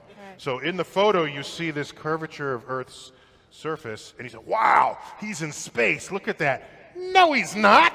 At that height, you don't see the curvature of the Earth if you are 2 millimeters above this beach ball. All right, sorry for torturing you with that, but you needed to hear it from him. And he's spanking the globe. He's like, no, you cannot see the curve from that high. So the Red Bull jump did not prove that the Earth is curved. Nick says, Tim, my children, both artists, got a kick out of your penguin sketch video. They were impressed you don't lift the pencil. Oh yes, let me go ahead and bring that up. The unicursal penguin sketches. I've been doing these for some time. I have a number of paintings built on it, but yes, it's all one line, just standardized because I plan to do animations with it. And I have a number of different characters, but if you order any art from me or you get any of the books, you generally get one of these sketches or paintings, and it's all just based on one line, and I've just memorized the heck out of it. So I think a few people have actually tattooed the universal penguins, but I'll be uploading more art to the channel, meme tutorials, and also working with some image creators, like I guess one of the ones I'm working with now, ideagram.ai, might be worthwhile. But we have always included memes in what we do, and I think it's always important to stay up to date with the latest meme tech. We've always been some very effective meme engineers, memetic engineers. I mean, we did proliferate and popularize the research flat Earth meme. If you want to know why the whole flat Earth thing blew up outside of YouTube, it was because of memes breaking free. Infinite Plane Radio. Greetings. This is Lickety Split. How you doing? Hey, what's up, Lickety Split? What is your topic of the night? We've been talking about Civil War, aliens, and the globe. Aliens / demons, I guess. I just want to throw this out there, an idea I had, and I think I just saw This Is Where It's At mentioned it also. TikTok influencers, okay? So if that's a real thing, then, and if demons are a real thing, and if AI is a real thing, then you've probably heard that, like, the actual function of demons is usually like to influence things. It's not so much some sort of a, actual practical, tangible thing that they do. But if AI was real, and of course I don't think it is, then you're going to have, according to the Thule Society, they used to say that you could, through like transistor radios, you could, I guess, contact demons using transistor radios and whatnot. So I would think that AI would have been the next step for the Thule Society in channeling demons into TikTok and TikTok influencers. And I guess that would make AI a demon mechanism, and a manifestation would then be TikTok and TikTok influencers, because demons